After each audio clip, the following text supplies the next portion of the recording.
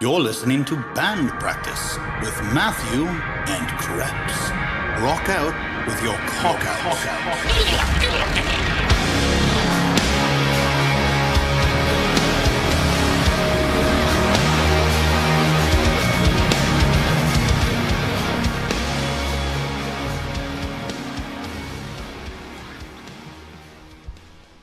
So, another episode of Band Practice. Yep. And today we have Mike Lowery. What's- The Mike Lowery. The Mike Lowery. Yeah, how's it going, guys? Evening. And it's our third ginger, which Yeah. gives us a ginger hat trick. Yes. I don't know if I feel dirty, though, being the third one in here with you guys. Like, I'd rather go first. Next time, I go first. I will say, though, okay, so we might have another ginger, but you were not planned. Like, this is bonus. Yeah, this is We just ran into you, and you said you were down, so let's do this. Like, yeah. You might just be a one-night stand, but, like, we're wanting this one. Like, Got it. It sounds like half my relationships. what a great start. So I didn't know it's okay. So we were just talking about your wife was Colombian? Yes, she was. Yep. That's crazy. Is she still Colombian? She's still Colombian. Okay. Background is that allegedly her biological father was actually involved with the cartel down in Colombia, the big dude Escobar and all that. I was And gonna say don't say cartel. That's too cliched. whatever. Don't say it. Yeah. No. And, It's true. It's and true. so the father was never in her life, and he's serving time in New York for like all of his life. Okay. You know, so yeah, so Colombian girl. She was Nice. beautiful girl. Of course, high school sweethearts, and eventually you grow up and you're different than who we are in high school, and you Oh, yeah. change, and yeah, Well, you said Colombian, so I assume she's hot. yeah, Yeah. she was beautiful girl. I haven't without a seen doubt. many Colombian women that were like, ew. I met No, one, no. only one, but she was gay. So kind Fair. of. Yeah, that Well- was out. But yep, so did that. No regrets. Everybody's got at least one under the belt, sorta. Krebs, you got one under your belt? What? Marriage. No. No. Engaged once, All right, briefly. got it. Then joined the Air Force. Not for her, but like I need to grow up.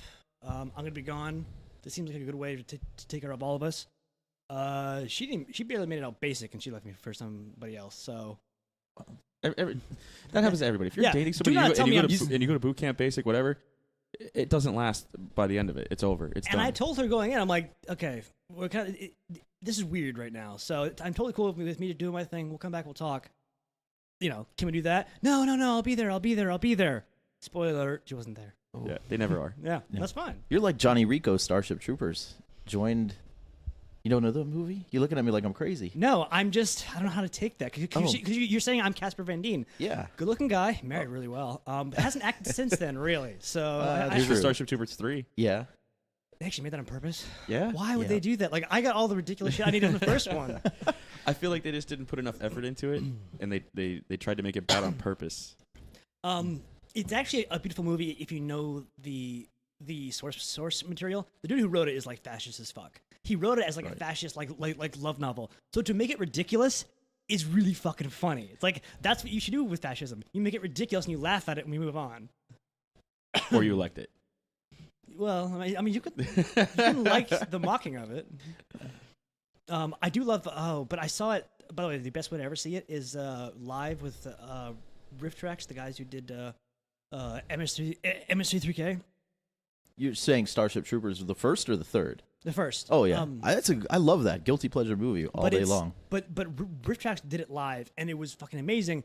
Not only that, because Casper Van Dien and Neil Patrick Harris both chimed in and said, "Guys, see this movie." Like it was a whole like bringing the cast back thing. It was so good. It was so fucking good.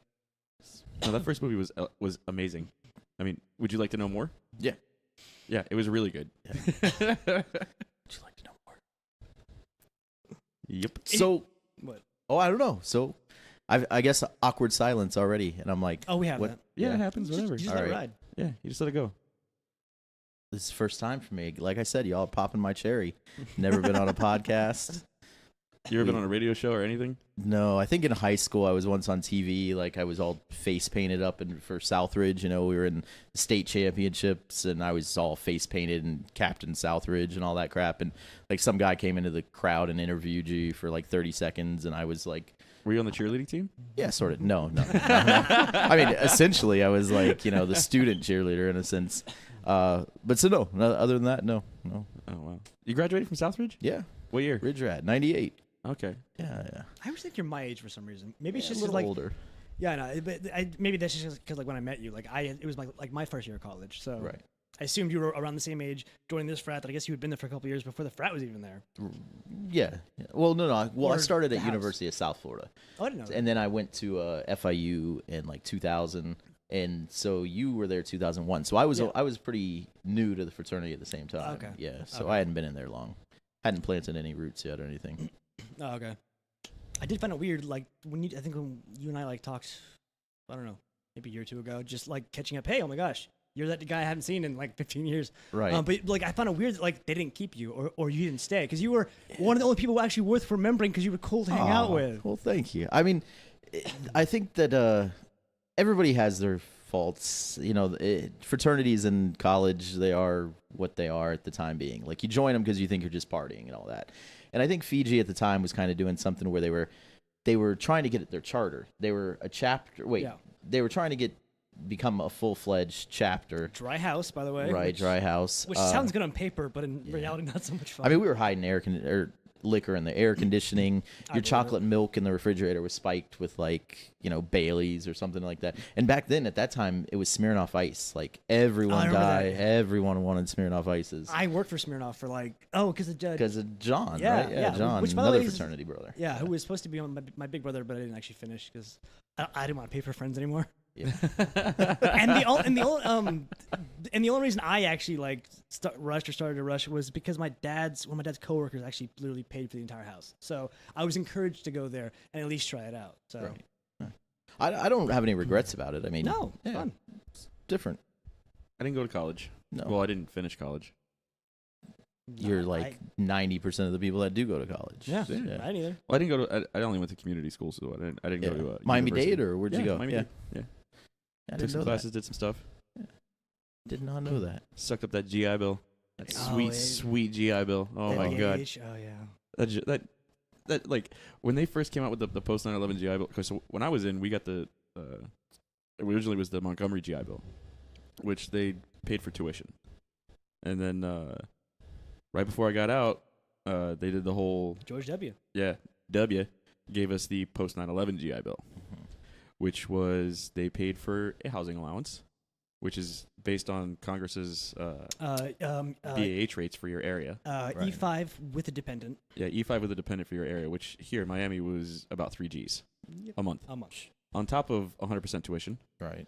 and a stipend every semester for Book books and stipend. supplies. Nice. So, and the crazy part Yeah. is outside of they sent the school the money for the tuition, but outside of that, they sent you a check every month. Yeah. So if you didn't Like- take advantage of that, you were being stupid. I mean, Oh yeah. Well, Yeah. it was given to you like when you first. I think like first and basic. You can opt out. I don't know what the fuck you would want to, Yeah. but yeah, it's to everybody who served. Yeah. Yeah. So you actually for the Montgomery GI Bill, the way it worked is you actually had to pay into it. So it was right. when you Like- because right in basic they told you, do you want the GI Bill? Yes. Okay, it's going to cost you $100 a check or a month or Right. whatever for the first year or whatever you're in, and everyone signed up for it. I don't think I knew anyone that opted out.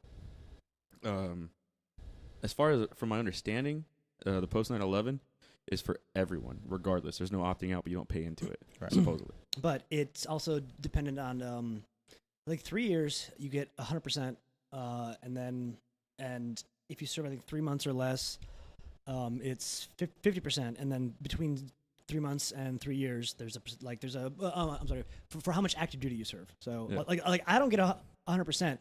It's still pretty sweet. He gets 100 because he Yeah. at least 3 years. Me and my you remember Jeff Weiner? yeah. Okay. Yeah. So we were roommates, both using GI Bill going to school. He wasn't working at all. Right. I was working on the weekends at the bar. You guys could afford a mansion living Oh, like that. our rent was $1,300. Yeah. With utilities and everything, we spent 2 Gs a month Jeez. between the two of us racking in this cash. Right. And, then he would do odd jobs occasionally doing handyman stuff, and I was working on the weekends at the bar just to have extra beer money. Sure.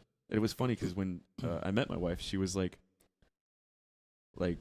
you only work 2 days a week? I'm like, yeah. She's like, how do you afford all this? And I just Right. kind of laughed like, Drug dealer. I'm independently wealthy, yo. And she kind of gave me this dumb look like, no, the fuck you're not. You're driving the shitty little Kia. Right. Like, you wear shorts and T-shirts everywhere. You're a fucking liar. I think my favorite, my favorite little Snapchat moment. I don't know where that picture is. Jason would have it, but it was like me, Jeff, and your friend George like all passed out on the couch. Yeah. And Jason's like takes a picture and I think maybe posted it somewhere, and it said like Air Force, Navy, Marine. We support the troops here, kids. Oh, there you go. Yeah. And you graduated from where? From Southridge. Southridge. Okay. In What year 02. though? Oh, in 02. Yeah, So- I think my freshman year was your senior year. Yeah. I think, or it might have been the year after, because I started my freshman year was 98, 99. Right, but the end of the year where I had already graduated. Yeah, Yeah. So like I remember the senior jerseys that year, everyone was wearing. They said 99 on them. So I guess that was the 99 school year. I don't know. I don't know how the fuck they count that shit. I went to your freshman prom. Yeah. Nice. Yeah, I went to like 4 or 5 proms. It was I didn't. gross. I don't know why I did that. 5 proms, actually 5 proms. Went my freshman year, sophomore, junior, senior, and then the ex-wifey was a year younger, so she graduated in 99 and went to her prom. Nice. So 5 Southridge proms. Why? I went to my senior prom and that was it. I'm surprised you didn't Same do here. a ROTC. Same here. I was in the ROTC at Southridge. And I was not planning to join the military. Oh, that was well, not okay. a thing I had planned. yeah. Okay, so I this do is what love happened. this story. Go on. So this is what happened. My entire high school career, my father told me, "Hey, as soon as you turn 18, you're getting the fuck out of my house." And I was like, "Shut up, old man. That's not gonna happen. Get out of here. You're not gonna Right. kick me out. You love me. I'm not gonna be homeless." And sure enough, Well, so I turned 18, and he's like, "Hey, by the way, you finished high school, whether you graduate or not. You're out of my fucking house." I was like, "Shut up. Quit fucking with me." So then it came time to graduate. Partied for like a week, and he came up to me and he goes, "So you got 2 choices here." I was like, "Okay, what's that?" He's like, "You either go to college, or you get a job and you're gonna start paying me fucking rent." And I forget the number he told me, but I remember thinking, "How the fuck am I gonna make Right. that? Like, what the fuck?" And he looked at me like in like the most dead serious way and was like, "If you can't do either one of those 2 things, you're getting out of my house." And I was like, "Oh well, fuck me." And he's like, and he gave me a deadline. If it was like a couple days to figure it out, I was like, "Fuck." right.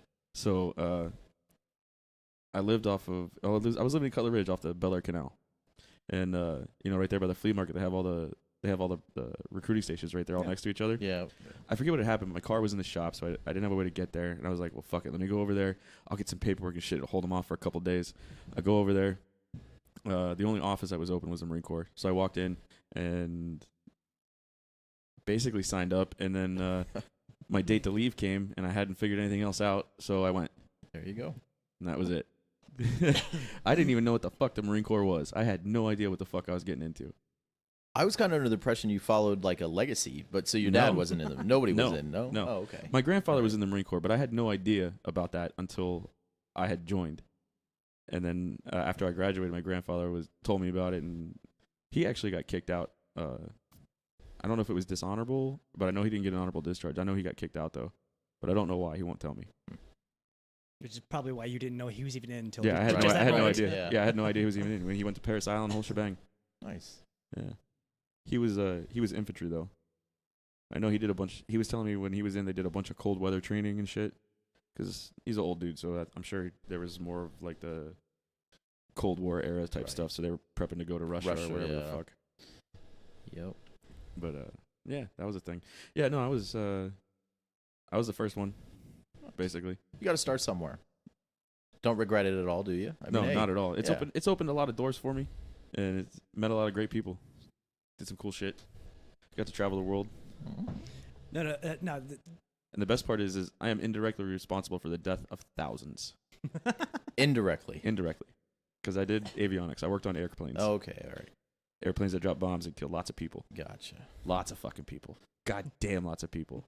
We dropped over like 50,000 pounds of ordnance in one deployment. On any certain plane or I worked on anything? Harriers. On Harriers, okay. Yeah. I think when we went to Al Assad, when we were in Iraq, I think it was like 50,000 pounds of ordnance, 50 or 60,000 pounds of ordnance, some stupid number. Just killing motherfuckers left and right. It was a beautiful thing. I fed and I housed them. That's my job.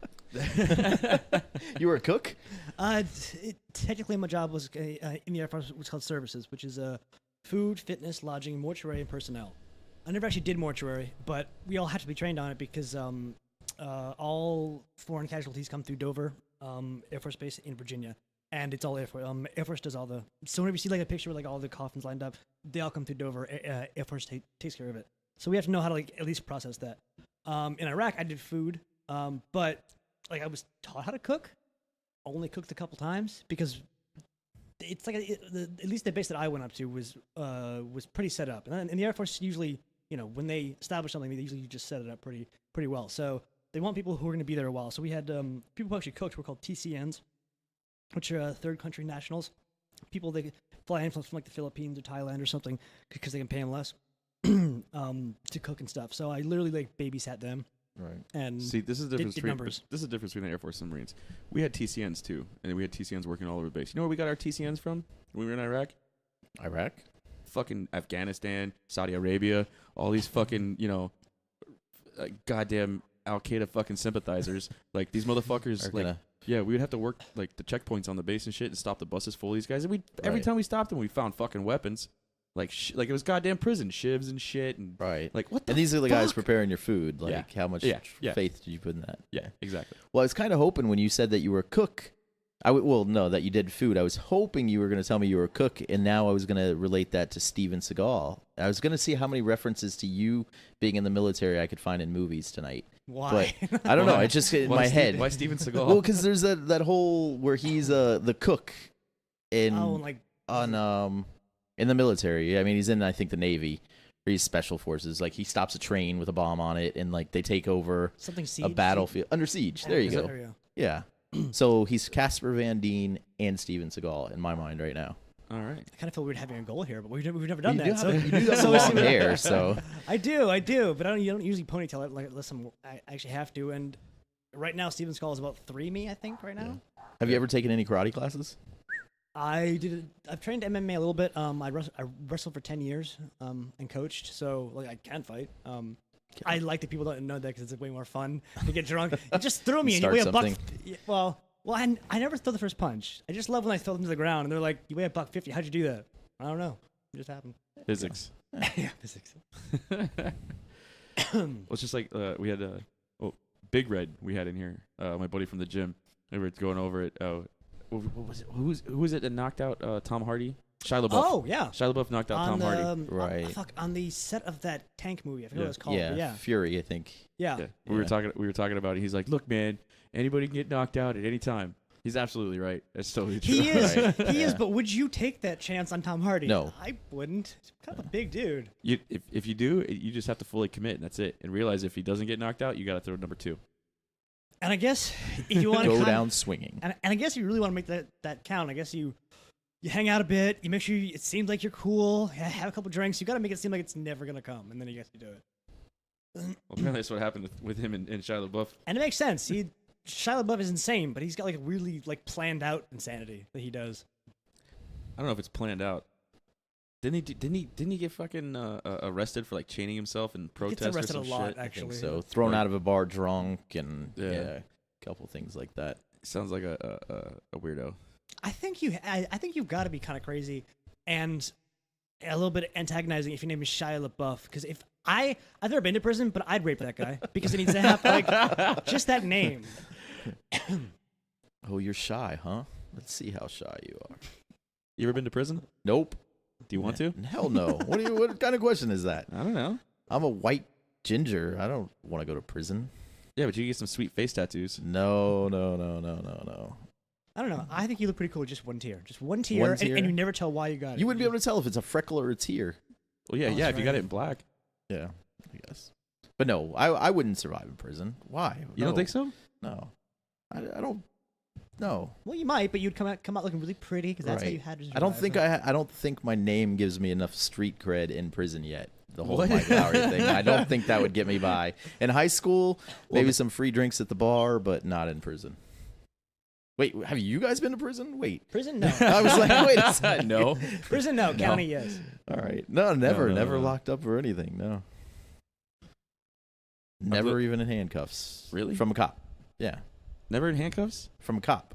You haven't lived, bro. I think I'm living okay. I've been in handcuffs 3 times? 3 times. 2. That's how you do it, man. All right. So what's the What's the worst best story about put in the handcuffs that you did? The worst man. best. You want to hear though. the shittiest thing? All right, Yeah, this is such sure. a dumb story. Fuck. Isn't that what this is about? Yeah. Okay, so no, we were in high school. I had just gotten my driver's license, and I had a '89 Cutlass Supreme, looked like a big old Cadillac, nice big old boat. Me and a couple other friends are driving around at like 2 a.m. with nothing to do. Mm-hmm. There had actually been a game at Southridge that night, and my cousin was with us, and he was like a year younger. I think it was like his freshman year, so he was younger than the rest of us in the car. And we're driving around, and we drive by the Publix on Old Cutler, and they had just gotten a shipment of baked goods, and it was sitting outside of Publix. Oh no! So we drive over there, and semi inebriated, and we grab a couple. We go off, get the munchie fix, and then get a little bit more inebriated, and then we're like, let's go back and get more. All right. Oh, gosh. So and then when you go back though, now they're waiting for you. No, not at all. All right. Not at all. We rode right up, like didn't do it fast or anything. We just rolled up, popped the trunk, started pulling the shelves off the rack and dumping them into my truck, or into the trunk of the car, just dumping them. All in all, it was $375 worth of baked goods. That's what you got charged for at the end? Yeah. Yeah. So we emptied out. That's like a lot of baked goods. Yes, Holy it is. shit. My trunk was full of the shit. Yeah. So then we're driving around, and we go over to the Denny's on Marlin and US 1, because that's where everyone was at after the game in Southridge. Yep. Yeah. So we drive over there, and there's a bunch of people hanging out, and then my cousin's like, "Yo, anybody hungry? We got free food." Right? In the Denny's parking lot. Yeah, in the Denny's parking lot on US 1. Right. So he pops the trunk, and there's no cars on US 1, and a couple of people gather around the trunk, and then a cop rolls by. And I think we would have been fine. But then my cousin sees the cop and slams the trunk closed. Right. So now this cop. So now they're suspicious. Right. Suspicion, right? So the cop starts to loop around, and my cousin's like, "Come on, let's go." And I'm like, "All right, let's go." So we make it out of the parking spot and around to the back of the Denny's and we get yoked up. So the cop pulls us over. He comes walking up to the window, and he's like, license, registration. Okay. And he asks for IDs of everybody in the car.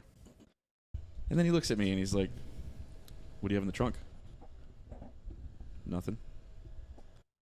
"Can you pop your trunk for me?" "Okay." So I pop the trunk, and he goes back there, and I can see him in the rearview mirror. And he's looking around at it, and he picks up one of the little plastic tins of muffins, and he looks at it. And at first, he probably didn't even really think. He's like, "I'm not seeing baked goods in Yeah, here." yeah, He no, expected no. to see drugs or something, right? I'm sure he was thinking there was drugs or guns or something cool in there. Right. And he's looking at this fucking tin of muffins. He must have been holding his hand and staring at it for 5 fucking minutes. Like, just fucking confused. Like, Right. What the fuck is this? Yeah. What did I'm I writing these kids up for baked goods in their car, muffins, cupcakes. Yeah, right. So cell phones weren't a big thing yet. Right. One of the girls in the car had a cell phone. So I snatch up her cell phone and I call my dad. I'm like, "Hey man, I'm about to get arrested. You should come over here." So he shows up. When he shows up, me, my cousin, and everyone else in the car is in the back of squad cars, cuffed, sitting back there like, "Fuck, this is not good. It's not good." But yeah, my dad talked it over with the cops, and then they called the manager for Publix, and basically just had to cut them a check, and then I got released, and that was All it. right. Well, So that's I didn't not get a horrible. record or anything. But that is a really bad reason to get. I mean, No, it's like, totally shitty. yeah. Like, the fuck was I doing? Whatever, it happens. Speaking of Denny's being the place to go after football games, like for sure that was still when I was there. But what about? Did you ever go to the Grove and just drive around? Oh yeah, Yeah. all the time. Yeah, I was just checking. I was Yeah, curious that- if that was still a thing. When we were in high school, we did that shit all the time. We Right. drive over to Grove and do nothing really. do nothing because we couldn't get in anywhere. Condomania, you would go Or to. Condom USA. Yeah, It whatever was like that the only was. place you could get into. Yeah, that was. No. Yeah, park in there and then go see all the novelty condoms and shit, and then we would do. We were stupid. We did this thing called loopies. You know the giant traffic circle there. Yeah. So we would just go over there and we would just do loops around the traffic circle. Right. We do like 4 or 5 of them. I did that the other day actually, just on Old Cutler or 216th over there, right near my house. I was like, I'm just gonna drive around it 2 times, see how I feel, and I was like, no, this isn't for me. We did it with the windows down, blasting music and screaming. Sure. That does Like- sound more like you. Like trying to get arrested. We would go and we would call it elevator trips. So in Cocoa Walk, they had like the 3-story elevator. Yeah. And we would go in the elevator, like 2 or 3 of us, and we'd wait till somebody else got in the elevator with us. And then one of us would just do something really stupid in there. Like, see, like the one I remember I always did was like spiders. I would see spiders crawling down from the ceiling, and I would freak out, and I'd crawl under the floor and scream for help. And like the people thought I was having a psychotic episode, and they'd get out of the elevator and run off. And that's what we did. They didn't help you? They just ran off? No, they just That's run so off. shitty. But in like 1996, 95, I mean, this was before the age of bath salts and, I mean, internet and, yeah. And so who knows what they thought. And Florida Man. Yeah. So, but that's what we would do. Florida Man was a thing there. Well, yeah, but it wasn't like an established thing. It wasn't known as Florida Man yet. That's because of the internet. You know why Florida Man exists? I don't even know what Florida Man is. You don't know what Florida Man is? Shit. No. Okay, so there's like a whole website dedicated to Florida Man. Florida Man is, the thing like Florida Man does this. Florida Man does this. Oh, Florida okay, Man, yes. Florida Man yes. beats an alligator with a dildo. Actual yes. headline. Yeah, Florida Man robs Okay. stores with alligator as weapon. Like Right. it's shit like that. So Florida has it's like an information act or some shit. So any arrest and things like that are public information where other states don't have that. I think we're one of the only ones, which is why it's Florida Man, because all this is public information. So these people sit around and wait for headlines to pop up in their public records. Right. So there's like a whole like website and like hashtag and there's like a huge joke on Reddit about it. Like it's a running thing. Right. Now that you say it, I understand it. Like, Yeah. only in Florida kind of deal. Yeah. To be fair, it did actually have to be explained to me too.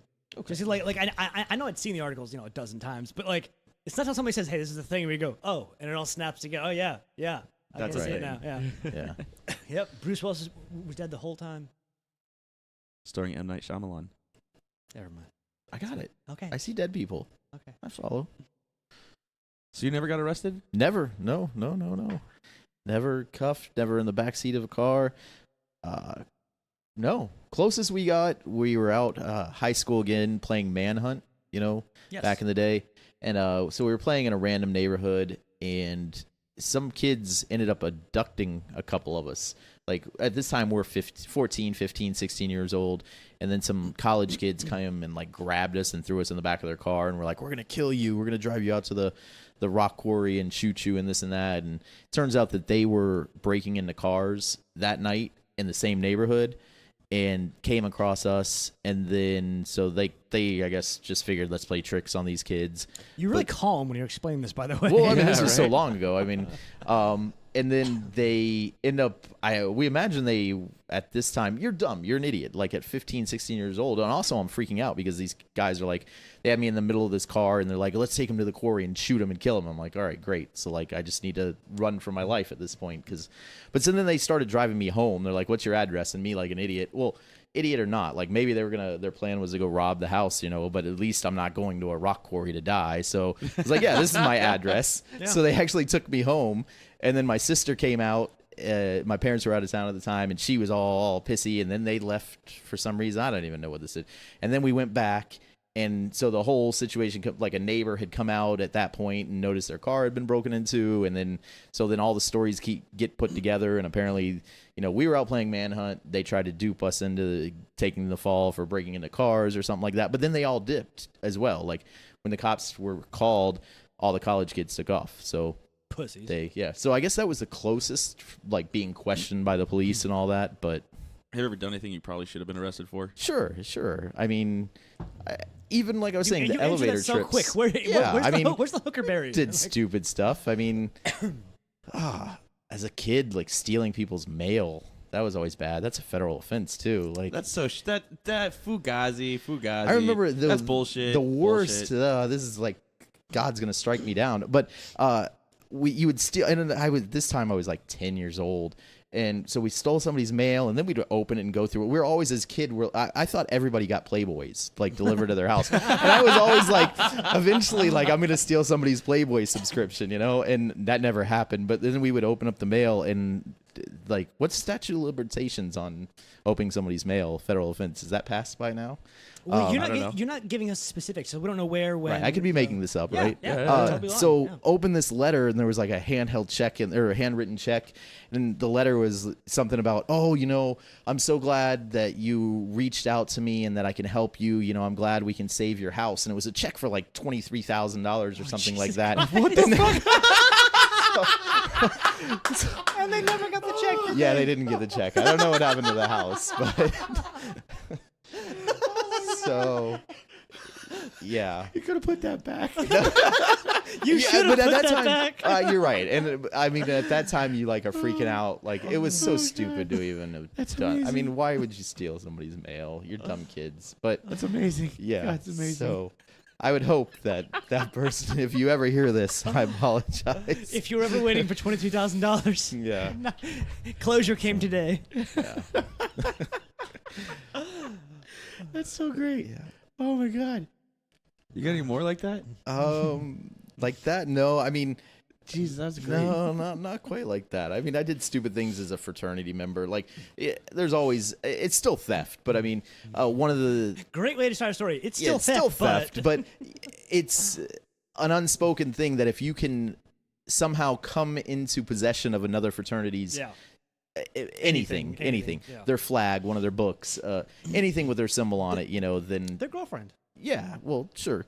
But it was always a sign. It's like brownie points, kudos, whatever. You know, you always, if you could get a hold of somebody else. So, I mean, I remember stealing some banners and things like that, but nothing that. That's weak. Like, I don't regret Weak. that. No, I don't regret that. But to this day, that house check, that whatever, mortgage or whatever, that still haunts That's me. going to Like, be hard to top that one. yeah, I don't know. So, Yeah. The one thing that haunts me, I was probably like 9 or 10. I was living in Georgia, and me and my buddy are hanging out, and we had acquired lighters. And there was this gazebo in the neighborhood, like the neighborhood next to the neighborhood pool, but it was closed down because it was winter. And it was actually cold. People didn't go there. There's nobody out there, and me and him are just there in this little gazebo lighting fires on it, which was a genius idea because the gazebo was made out of fucking wood. Yes. So we were starting little brush fires with all the fucking dead leaves and shit. And then, we light it and put it out. Sure. Light another one, put it out. Like, little one. Like, 6, 7 leaves, watch them burn a little bit, stomp it out. So he's like, let's build a bigger one. Okay. So we put a couple sticks in. Natural thought Yeah. progression. So I throw a couple sticks in this one, watch the sticks burn. All right, cool, put it out. Then we build a bigger one. We light it on fire. And I'm like, all right, I'm going to put it out. He's like, wait. Just wait for it. And then all of a sudden the gazebo's on fire. there you go. Yeah. Yeah. Whole thing's up in fucking flames. Holy shit. So we take off running. He goes home, I go home. Fuck this, I'm done. Throw the lighter in the woods on the way there. Fuck this. So you burned down your neighborhood gazebo. Oh, yeah. But it was a big deal there because, like, shit didn't happen there. Yeah. Like, it was a small neighborhood. Everybody knew everybody. Thank God there were, like, this was before people had cameras on their house and shit. Right. Like, that gazebo burned to the fucking ground and half the park with it. Yeah. Like, fire trucks, police were out there. Like, fuck. Arson, that's no big. That's a crazy one there. Oh That's, yeah, and then they had like this neighborhood donation thing to rebuild the gazebo. Oh, God. So you should have volunteered to go help rebuild You it. had to be continually reminded of what you'd done. Oh yeah, so and they were all excited because they rebuilt the gazebo before next summer, and they had like opening with the new gazebo. Like, Okay, let's silver lining this. You brought that community back together. There you go. Yeah. yeah, there you go. Yeah. Yeah. Well, and then like, I wish I knew what happened to this dude, but he joked about like, we could burn it down and they'll build another one. No. You're not supposed to keep that friend. You're supposed to have that story and move on from that friend. He sounds like a cool dude to me. Yeah. I had a good time with him. Unless he's in jail, and then you'd be sitting in jail with him. Maybe not. Only depends if you get caught. But you're right, Robert. That's got silver lining. You brought a community together. I put someone on the streets. Like, so. We assume. Yeah. Right. I'm just lucky nobody got killed. Right. I used to play with fire as a kid. Oh, we all did. Yeah. I got caught and in trouble because what ended up getting me in trouble was the fire extinguisher. They found I was safe. I had a fire extinguisher and I used my fire extinguisher to put out my fires. And the reason they realized I was even doing it in the first place because the fire extinguisher ran out of pressure or whatnot. But that's how I got caught. The chemical or whatever. Yeah, the fire extinguisher was empty. So Fire stories are why I'm glad the internet was not a thing when I was like 12 or 13, because you'd have posts from my parents saying, "We got home after a night out. We can't find our son. The dog's cowering. We smell fire." And that's not even like a cool or fun story. I was just playing with fire, Right. and I threw it away, and I think I doused it a little bit, but not enough. And then I go to the bathroom, come back, and now that tall plastic trash can is about yay big. And I just like threw it in the trash can, and then I sat in the bath for about 3 hours, like waiting for my parents to get home, because I figured like in the bath I was safe, like because there's a lock there. right. That's funny. At least with my fire, like I used them to melt my GI Joes. For some reason, my parents always bought me fireworks as a kid, so I mean it just like promoted me playing with fire. So I was doing it with like GI Joes, real life battles. My nephew, on the other hand, like on the ceiling fan, you usually have like a chain or something hanging, and he decided to light the ball that was hanging on it like on fire, connected to the ceiling fan. And it's like,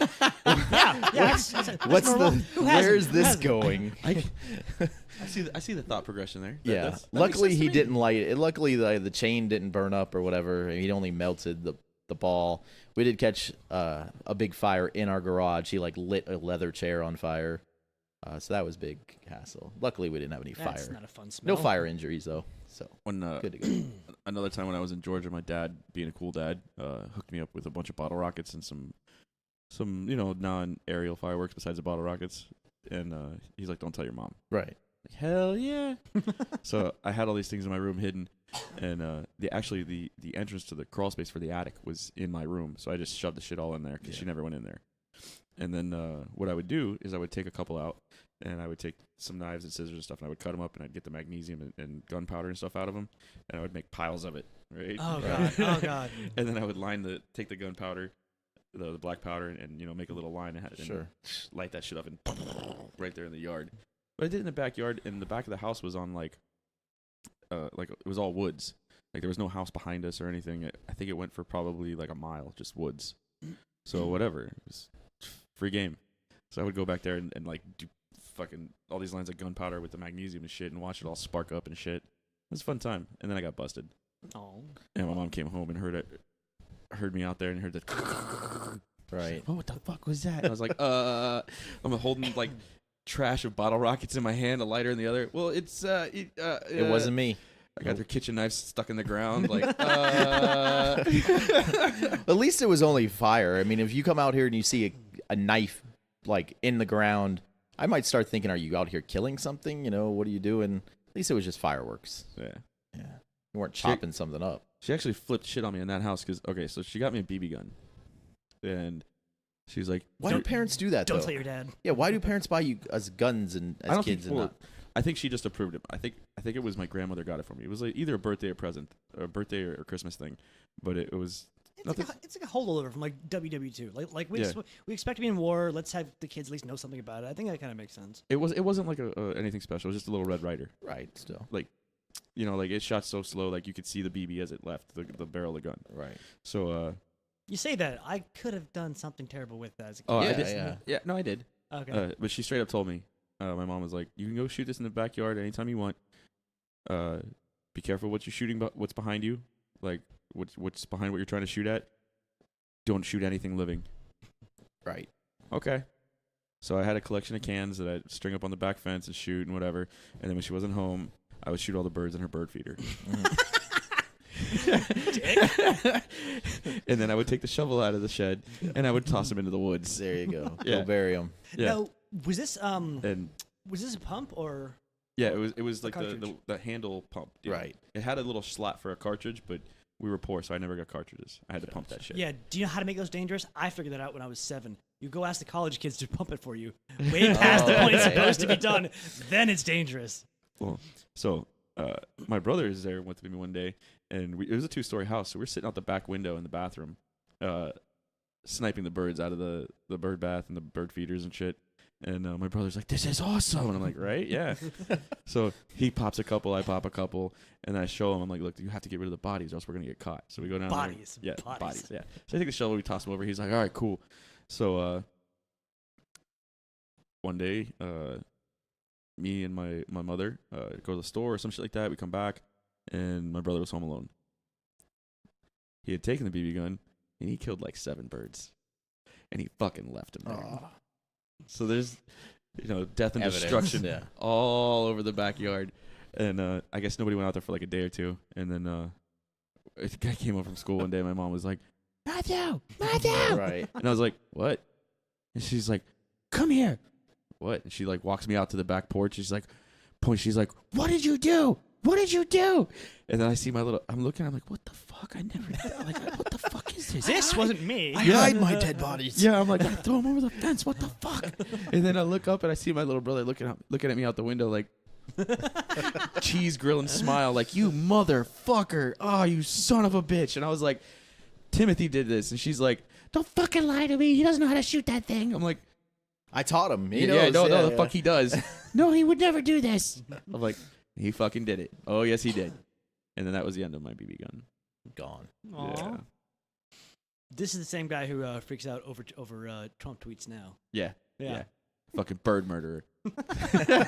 Serial bird murderer. Yeah. Well, he only did it that one time because after that, she got rid of it. That was it. That thing was gone.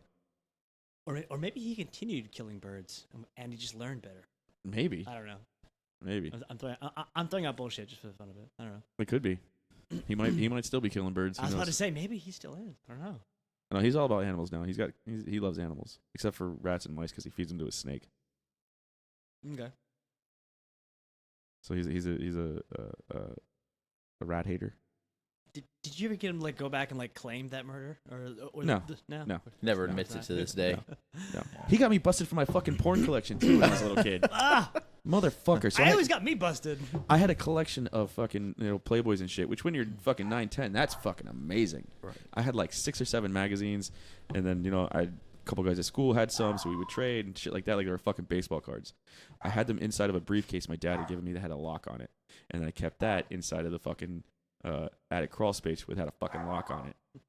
So my brother, I'd go to a scout fucking. By the way, there's a great fucking Chris Rock bit about when back in the day when men hid their porn, they were fucking Batman. You would never find that shit. Oh yeah, they would never found this shit.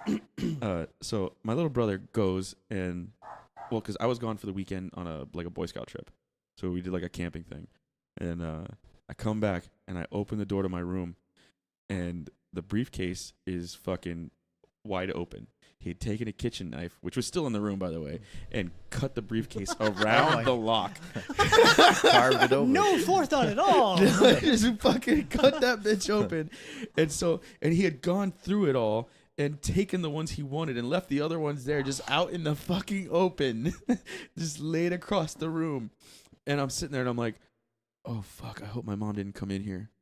Oh, fuck, I hope my mom didn't come in here. And so she gets home from work and she's like, Matthew, we need to talk. Fuck. Yep. Fuck. You already know. Yeah. I'm like, God damn it. And like, again, my little brother's looking down from me at the top of the stairs like a shit-eating grin, like, you motherfucker. Like, God damn it, dude. Like, you're supposed to be a team together. Like, you're smarter than this. Attempt to not get caught, bro. Fuck. Or he is that smart and he knew you would. Well, no. Once we didn't live together, I never got caught for anything. Okay. I mean, except for stealing muffins, apparently. We had somebody dumped a porn collection in my yard, and my Really? parents accused me. Well, first they're like, your porn collection. I already believe you, and we'll get into why later. And they come to me like, well, where'd you get all this? I was like, I don't know. So you're telling me this garbage bag of porn just showed up in the yard? It was like, yeah, it's not mine. And they're like, all right, well, we're throwing it away. And I was like, okay, fine. And we're talking there was like 15 magazines or whatever. They're like, so we're throwing it away. It was just out in the garbage can in the front yard. So, of course, that night I went out and collected it. So, yeah. So I don't know if somebody purposely was like, hey, we know there's that kid that lives on the corner. Let's dump these in his yard or what the situation was. But, hey, that became my porn collection. Nice. Yeah. We actually, when we were little, we had moved into this house, right? And the guy that had lived there before had gotten Playboy. I guess something went wrong or whatever, and they kept delivering Playboy. So my little brother would volunteer to go get the mail every day. And my mom thought he was just being like this good little boy going to get the mail. No, he knew because he knew he was waiting for the day the Playboy would come, and he would leave it in the mailbox. Yeah. And then he would go down later and grab it. Smart. And so, because originally my mother had called them up and said, "Oh, we need to cancel this, whatever." My brother immediately picks up the phone after her, calls them back, and says, "No, don't cancel it." But because he was such a little kid, like his voice over the phone sounded like my mother. Okay, sounded. Yeah, no, I understand. So yeah. it sounded legit. Yep. Yeah. So they just kept coming, and he would. That's what he would See, do. that's what I thought. I thought as a kid everybody got Playboy. That's why I was going into people's mailboxes. I was like, somebody's got a Playboy. But let's see. To this day, I only have one porn item. It's Really? pirate porn. That's it. Well, Pirate porn DVD. Oh, really? That was Yeah. like the best-selling porn of all time. I know. apparently. I have it. I've never seen it. It's quite interesting. Lit candles in orifices and yeah, it's weird. That sounds dangerous. But it's pirates, so I love it. Pirate porn. I have affinity for pirates. Anything pirate. So okay. yeah.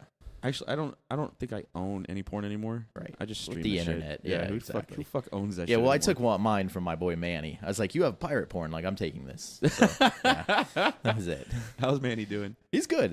He just had his birthday, so he's all right. I mean, last time I saw him, one of the last 3 times I hung out with him, it was Tina Turner was still here. Oh, really? And well, you Tina kinda, Turner left? Oh yeah, she moved to Colorado. Oh, She's- really? Yeah, yeah. Good for her. Yeah, I think she needed it. She's from what I can tell, she's doing great up there. So Excellent. yeah. So she's working at a resort or bar or whatever. But I think you were there when we went to Brew at the Zoo? The Brew at the Zoo. Oh, yeah. And afterwards, where he's like, "Oh, I'm gonna ride with Tina in the car back to Cutler or to Sandbar." And it was like, "No, Manny, you don't want to do that." And when they came back, like they were both ready to kill each other that night. Yeah.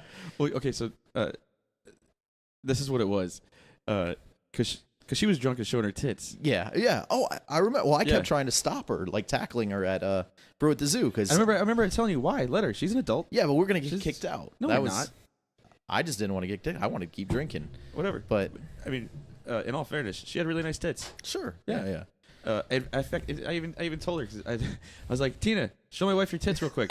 Amy, look at these tits; they're really nice. They're nice, And I yeah. remember Amy was like, "Oh wow, those are really nice." but then Manny was there, and Manny was like, I could see the look in his face. He was like, "I'm gonna tag this." Yeah. And I think that's what he thought. But yeah. that's not gonna happen with Tina Turner. No. She is a sloppy drunk, but she is definitely not easy. Well, Okay. not whatever. If she doesn't want to, she's not fucking going to. Sure. You can't. It's just not like you're gonna like woo her. Right. No. Yeah. No. I've only known her to have one person in mind. That she was hooking up with, and so I mean, good for her on that. But I'm 99.9% sure that Manny was like, he really did. I'm gonna ride back with her. Yeah. Because He's like a little I'm car gonna, action. I'm gonna get a little lucky. And I remember thinking like, shit is not gonna happen. And as soon as he walked away, like from the Uber with the rest of us, we're like, one, Tina Turner's drunk as shit. I would not be riding in a car with that No. bitch driving. Second, you're not getting lucky, bro. No. It is not worth the risk. Right. No. And it was so funny because then when they walk in the bar, he was like, "Why the fuck did you let me I ride know, with her?" and I I was try- like, "I fucking we told explicitly we all told him. you." Do And then- not. And then Tina walks in, that fucking weirdo. Da, da, da, da, like, Yeah. what the fuck did you guys like? So I stepped away to grab beer. How do we get from free porn on the lawn to Tina Turner? We I clearly were. missed something. Yeah. How did that? Usually I go and grab beer all the time. I slide right back in. I can kind of get Right. where we're going. Well, I don't know how you get from porn. to He Tina asked about Turner. my boy. Oh, porn. Oh, back to the porn. We were saying that like no one really goes out and buys porn that often anymore with the internet. No. So I was mentioning that the one porn item I currently have is a pirate porn, and it's a DVD. Excuse me, sorry. And so It doesn't sound hot, but it does sound interesting. oh, it's actually great. For a long time, was the highest selling. It actually was the first porn to ever have over $1 million in CGI effects. It's Yeah. like a whole Pirates of the It was Caribbean. like the highest production porn of all time. Like Yeah. you didn't hear about this? No. It was like it's like the greatest selling porn of all time. Like Yeah. it's like famous thing. Like Right. So I was just saying I have an affinity for pirates. I love everything pirates.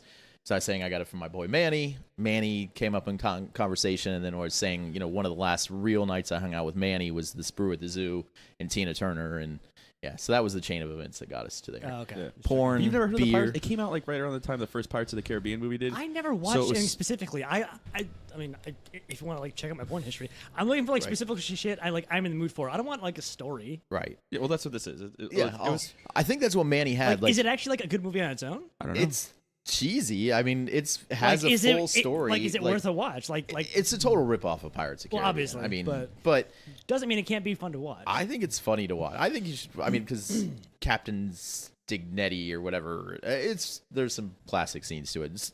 Just I would watch it. I'll bring it to you next time. But I think that's what Manny had was a collection of like weird movie porn because he had like Snatch Adams, instead of Patch Adams. Like, Why are we laughing? Is it an obvious thing though? I feel like that's tranny porn. and it was no. I mean, it was just a total ripoff of Robin Williams, Patch Adams. It was like hospital porn. So that nose was in an ass like 50 minutes of that movie. Without a doubt. So, so I think that's just Manny had movie porn. So, but you got this movie for free, like somebody dumped it on your lawn. this is my current friend Manny. Friend Manny. No, the porn collection that I accumulated as a child was dumped in my yard. And then my parents told me about it. They were like, "We found this porn collection. It's yours, right?" And I was like, "No, I wouldn't throw my porn away." And they're like, "Well, I like how pragmatic you are. It's in the garbage. We're throwing it away." And I was like, "Okay, fine." And of course, I just went and snagged it out. Is the point? Like, so now I had this whole new porn collection. Never tell the kid where you put it. That was exactly so. No, yeah. I just thought it was funny because the first VHS porn I ever had, I found. I went to Westminster Christian. I don't know if you know anyone from there, but No. really, everyone always knows at least one. No. Like, you knew one at least because Yeah. you were tagging his sister. Yeah. Yeah. Paige. And if you don't now, now you know. If you didn't know that before. She was actually she was my first girlfriend. Yeah. She was my high school sweetheart deal. Yeah. So it's weird that you don't know at least one person. That was the John Deere letter I got when I was in Paris Island. Oh, so it hurts at first, but then later you realize it's almost kind of mandatory. Like you have to get them. Yeah, no. It sucked at first, but it was absolutely for the fucking best. Mm-hmm. So yeah. But yeah, so the first VHS I ever got was so I'm walking home from Westminster. We lived on 77th and 104th. And I'm walking home because my mother was the shrink there, which we'll play in later, by the way. So she was our high school shrink, I think middle school, whatever. So I'm walking home and I see something just sort of like sticking out in a bush, and I pick it up and the sticker's like torn off, so I can't really see what it is, but I'm intrigued. So obviously I'm gonna take this home. I take it home. Fun fact: I was about 12 or 13. About 6 months before then, I was forced to go to church till like 18. So I've got a lot of that shit still in my head. But I remember hearing a sermon about God gives you what you want and the devil tempts you with what you want. I'm like, all right, it sounds like you guys are like doing cross marketing here. Yep. So I literally said, I think like broke down because I had a TV and cable in my own room, and I remember saying, all right, well, how about I put my soul up for grabs? Like, bid, get it, whatever. Whoever unscrambles fucking channel 63 or 66, like, I just want to see unscrambled boob. I'm 13, it's all I want to fucking see. No reply from God or Satan, so no dibs in my soul. The tape I found, I bring it home. The first, 30 minutes are scrambled. It's been there a couple days, might have been rained on a bit, but everything that was, wound inside was still good. And it's, oh yeah, this is everything you want to see at 13. It's literally fucking, everything. And it's 2 hours long. Mind you, nobody left a card. So I still to this day do not know who to give my soul to. Somebody answered my prayer. I just don't know who. So then I realized, okay, God and Satan, not really a big deal. That's God. So yeah. You base this on a porn that you found. That I dropped on my knees and I asked for. Well, I asked for the unscrambling, but I would have also been happy to give whoever for that. I feel like you didn't give me what I asked for. You did better. There you go. So I, like Matt, I had this thing hidden so fucking well. It was like one AC unit that you can barely get to in my old room that you might not even see if you first walk in the room, because there's a bookshelf there. It's exposed, but I sort of moved it so you wouldn't even look that direction. I've unscrewed this thing. I had cut out what is that? I don't know. That gray venting. What is that material? Do you know? Just the AC ducting? Yeah. I'd cut it out so this tape fit perfectly in there. Wow, you and really screw it back in. Yeah, because this is my whole thing. Nobody was gonna get this from me. And for for a good while, I don't know how long, but for a good while, I would wait till nobody was home and watch it, enjoy myself, move on. One day, my mother had changed her schedule, so I had enjoyed this thing earlier in the day, and then I hear her come home. It's like, hey, I'm home. I have some things to watch for my work. I go, okay. Suddenly I realize, oh shit, I left something in there. So I'm diving back to like the family room because honestly that was the most comfortable place to jerk off. So it was. They had wonderful sofas. So I'm diving back to this room and I go, "Can I help?" She goes, "Whoa, what's wrong?" Now she knows I have never offered to help in my entire fucking life, so she knows something is up. I go, "No, I just want to help," and I've managed to hit eject. So like I feel like I'm halfway there. I'm not. So like I've got my hand on it. She goes, "Should we put it in and press play?" I go, Should have just ripped it. You should have just pulled tape out. Yeah, right. Like, I should have just bolted. I should have just went down the street, let them, put out, an APB for me. I'd rather deal with that shit than her finding that. So I'm like, yeah. So she's like, so should we put it back in and press play? I'm like, I know the answer she wants to hear. I know what's gonna happen, but just as a fucking Hail Mary, no. No is the wrong answer. So I push this thing in, and she goes, "Have a seat." I'm like, here we go. Again, 12, 13. I have just started what I've heard is called puberty. I have just started coming into my own, literally. So, and then this happens. So she puts it in, and of course, it's some girl getting railed in the ass on the beach. I think before then, it was like two girls and a guy, and then I think the girl like blew him for a minute, and then went in this girl's ass. And I've tried to get up like 4 or 5 times. I've tried to get up from the seat, and my mother like takes a hand on my chest. No. it's like the fake seatbelt. Yeah, like I can't go. I mean, physically, yeah, I probably could have taken her, but the shame is just draining all the manhood that I just earned out of me. So I'm just like you needed to go take a shower to wash the shame off. I didn't even know that's protocol. Like I haven't even gotten that far yet. When you watch porn with your mom, I think that's protocol. That requires a shower. Yeah. Yeah. So watching this, and finally I go, I can't take this. I don't know what to do to make it stop. She goes, all right, fine. So she stops it, and then sort of sits me down. She's like, do you know why all that's wrong?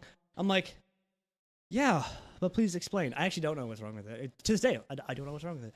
But she's just telling me that women are being used and blah blah blah. And then she's like sits me down and she goes, son, women don't take it in the ass on the beach. And I would love so bad to go back in time just to that moment so I can say, Mom, where do they? Like, where did that happen? I want to go back and relive that moment. It's a moment that has burned in my brain. Sure. Like, I want to redo that moment. Wish you had said this at that time. Yes. That quip. These women are being used. Really? I'm pretty sure they got a paycheck. Like, I could have beaten her fucking point to point to point. I lost that round, though. Yeah. And to this day, I cannot finish having sex till my mother leaves the room. Whoa.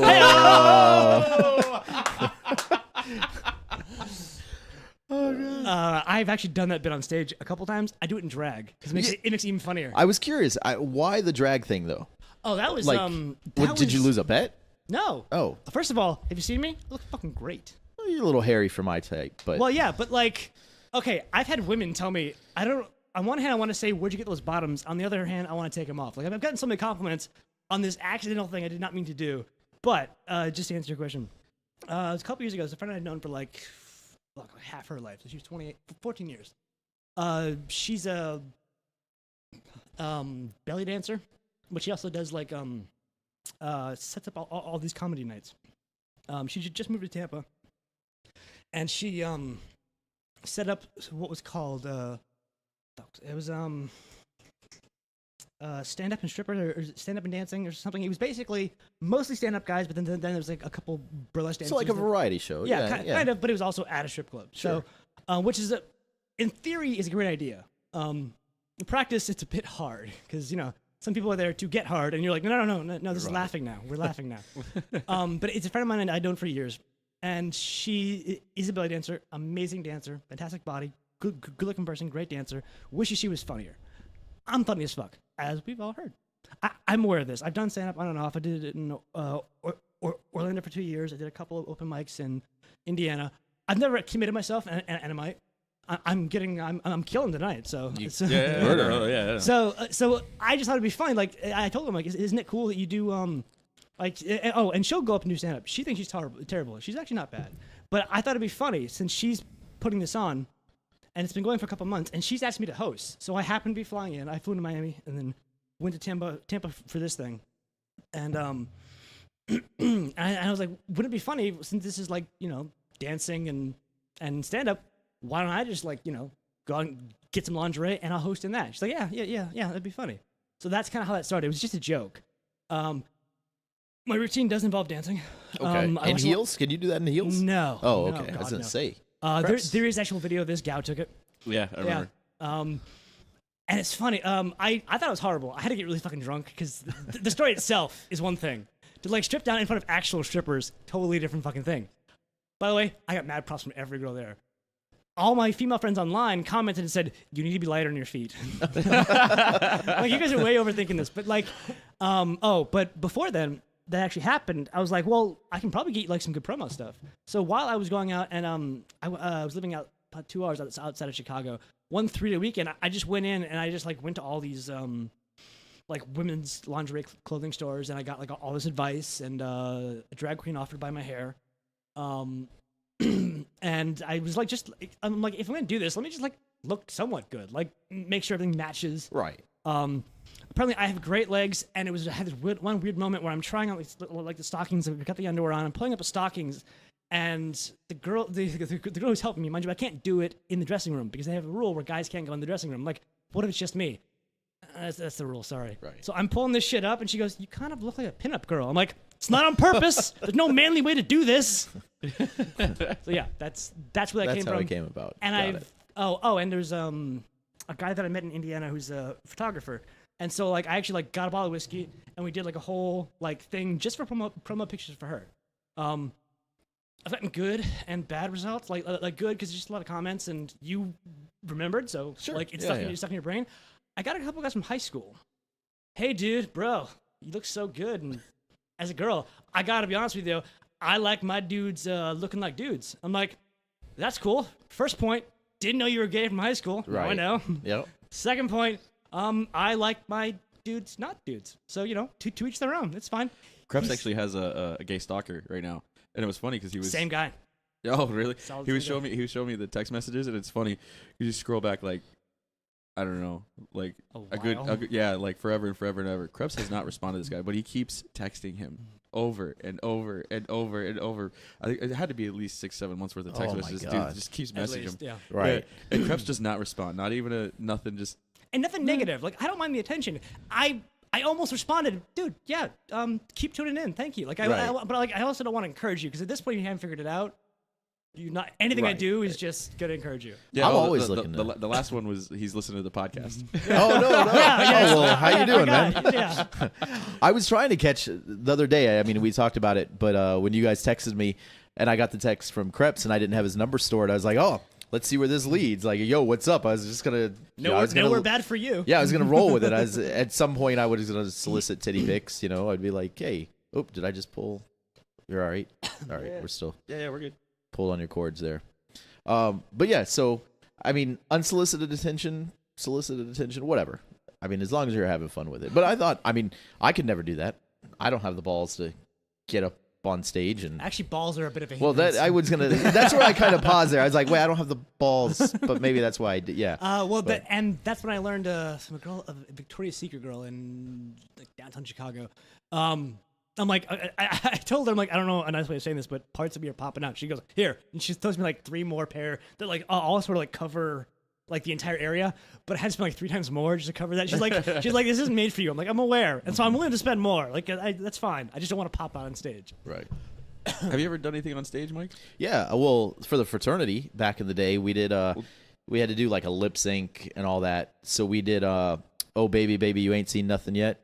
Oh baby, I can't sing, so I'm not even going to try on your podcast. But we did the worst dance. The fraternity, going back to that story, we were not known on campus at the time as being an alpha type fraternity. They were the geeks of everything.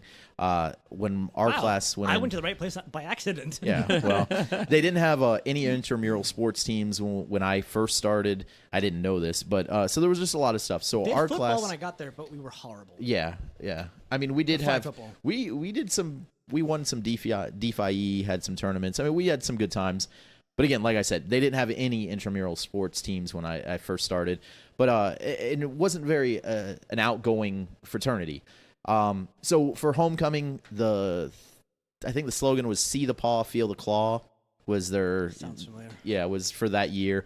So we did this really horrible like lip sync or whatever, and there was 5 of us that were the most unfit. In fact, we tried to find people that did not have ideal body types.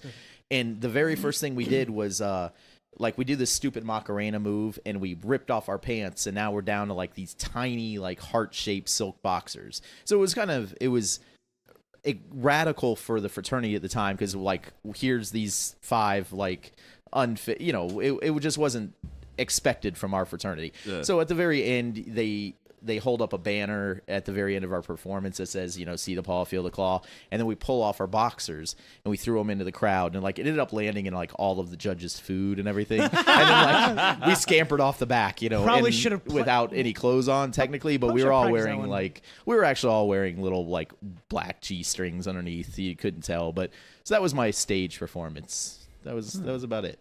Maybe a little karaoke every once in a while and you get really drunk, but I think that's it, stage-wise.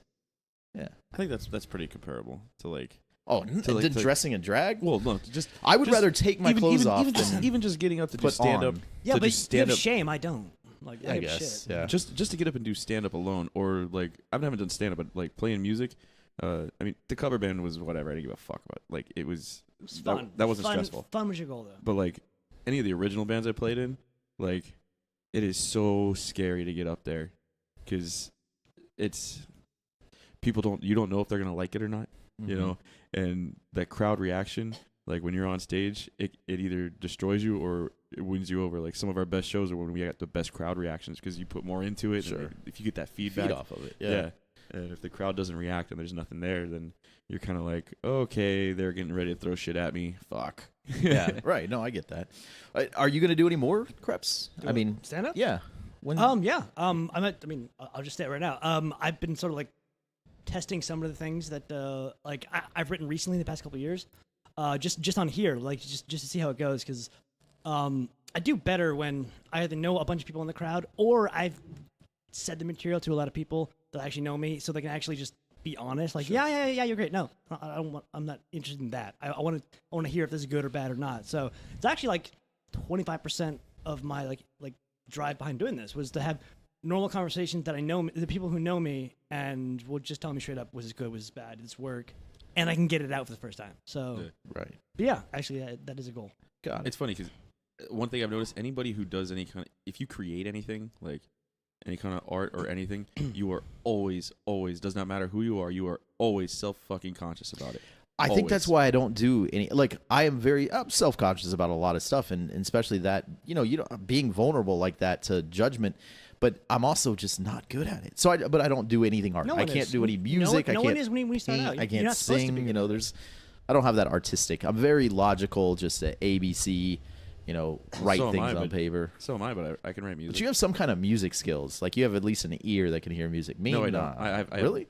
I don't have perfect pitch. I don't have a perfect ear. I can't hear shit and go play it. Well, I take that back. I'm a guitar. He has more than we do, but he's very humble. Right, I believe that. On my guitar, I can do some things. But yeah. Well, is that why you have all the chords and everything written on the wall? Is because you don't just that is from we used to, the last cover band I was in, practice in this room. So what would happen is be like, hey, let's play this song, and then I would look up the chords, I'd write them down, and then we'd play it. Okay. And that's what those list of songs. Well, I figured that was, but that's why I guess what I was getting at is that, like, some people just have that ear where they can just hear it and play it. So that's not you, really? Sometimes I can finagle it, but just, I mean, you sit down and you have a whatever, I can hear the key and I can go from there. Mm-hmm. But I mean, I can't just like sit down and listen to it. I'm not like a fucking Prodigy or anything like that. No, but you're a bull. You can jump in and you can work with what you got in that moment. Like, even if it's not great, you'll make it work for the moment. Like, that's what you do. Yeah. I feel like out of the three of us that, Matt, you have the most I don't give a fuck attitude towards, like, judgment from others. Like, I think, Robert, I can get that from you, that you have, like, nervousness. Like, when you started talking about your own performance, I could tell you started getting nervous about it. Like, no. Oh, really? I felt like I just talk really high and fast. Well, I don't know. I thought from my poker tells, I was like, I think he's getting nervous about it. Me, I'm super just. Oh, not at all. Yeah. No. I could almost not speak until I was like 13 or 14, and I couldn't type, and my handwriting is fucking shit. I think I left a sheet of paper here, Matt, and you probably tried to read it. That doesn't matter if I'm drunk or sober. You can't read it. I can't read it 3 months later. So can And you, he wrote it drunk, and 2, he wrote in cursive, so it looks like a bunch of fucking scribbles from a 2-year-old. Right. Who Looks still like writes something- cursive? I can stick a pen Yeah, in my. that's you know what's funny? When he wrote that, I was thinking that. I was like, who the fuck still writes in cursive? Yeah, no, not at all. I don't. I do it because I need a flow to the way I talk. I'm very much someone who needs. I'm very much built on synergy, so I need to keep going somewhere. I can't just stop. Like manual, you stop too much. Right. I'm aware of how bad, and my manual is actually better. Like, not non-cursive is actually better, but in terms of writing, I have to do it cursive because it just flows better. And if you're not writing for someone else, I mean, who cares? Yeah. You know? Yeah. I'm writing for me that day because Right. 3 weeks later, I can't read it. But no, I'm not kidding. I had a good joke once. I wrote it down. No, but like being on stage nervous? God no. Really? All right. Because I couldn't speak. I could barely speak till I was 13. It's also why I've got a really good vocabulary. Not because I'm necessarily smart. It's because I had a horrible stammer to the point I couldn't say words. Like, I'll tell you, when I was 13, 14, I could not say electric guitar. I could not say it. It would just get stuck in like the back of my mouth. I would just go forever. So I had to learn 8 different ways to say that one fucking word. So every time I spoke to anybody, when I had to speak them, it was a performance. It was nerve-wracking. Only times I've ever really come back was in basic. Because I'm like, shit, I feel like this matters. I would love to go back to me at 25 in basic and be like, this doesn't matter. They don't care. You don't need to freak out. But yeah, so being on stage, no, that doesn't bother me at all. It's fun. I can like, I do care about what's going on, but not in that moment. I've had my friend Vic, who I think you met, Matt. No, Yeah. tall, skinny Cuban kid, great kid.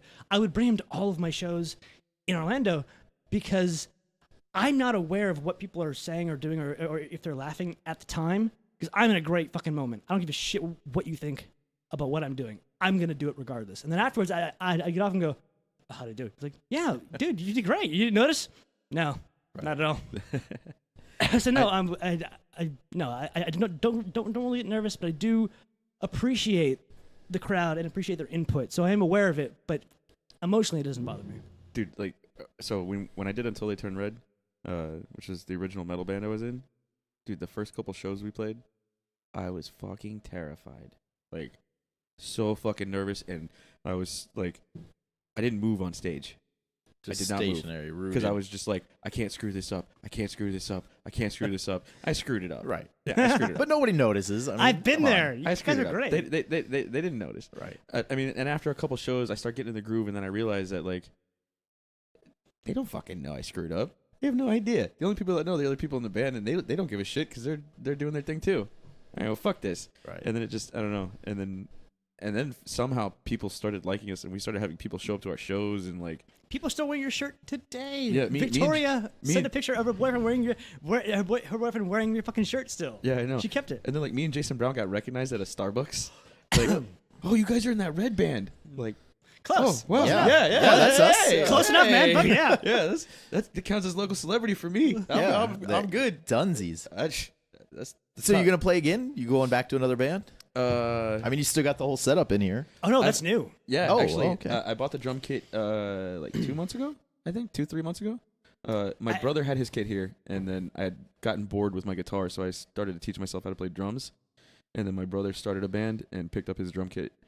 So he took your new learning tool away. Yeah, so I was like, fuck. So I went and bought a kit, and I've been teaching myself. Your brother has a kid? Kit. Oh, kid. Okay, Yeah, the drum sorry. kit. Okay, I'm about to say. Okay. Which, yeah, so I would not consider myself a drummer yet. Okay. I can keep time. I do a couple fills. Yeah, I'm yeah. But back to that question. So planning on joining another band anytime soon? I don't know. I'd like to. Have you met Matt? He doesn't make plans. He's an opportunist. Wow. I think if a good thing started, he would happily jump on. But he's also gonna like stay fresh with all this to be ready to do it. So it's like yes and no. The only thing I haven't really picked up in a long, long time is the bass. But I mean, That's not really an instrument. Any idiot can learn that. Love you, All Jason. the musicians listening to this, like, what? Love you, Jason Brown. yeah. Well, I mean, yeah, whatever.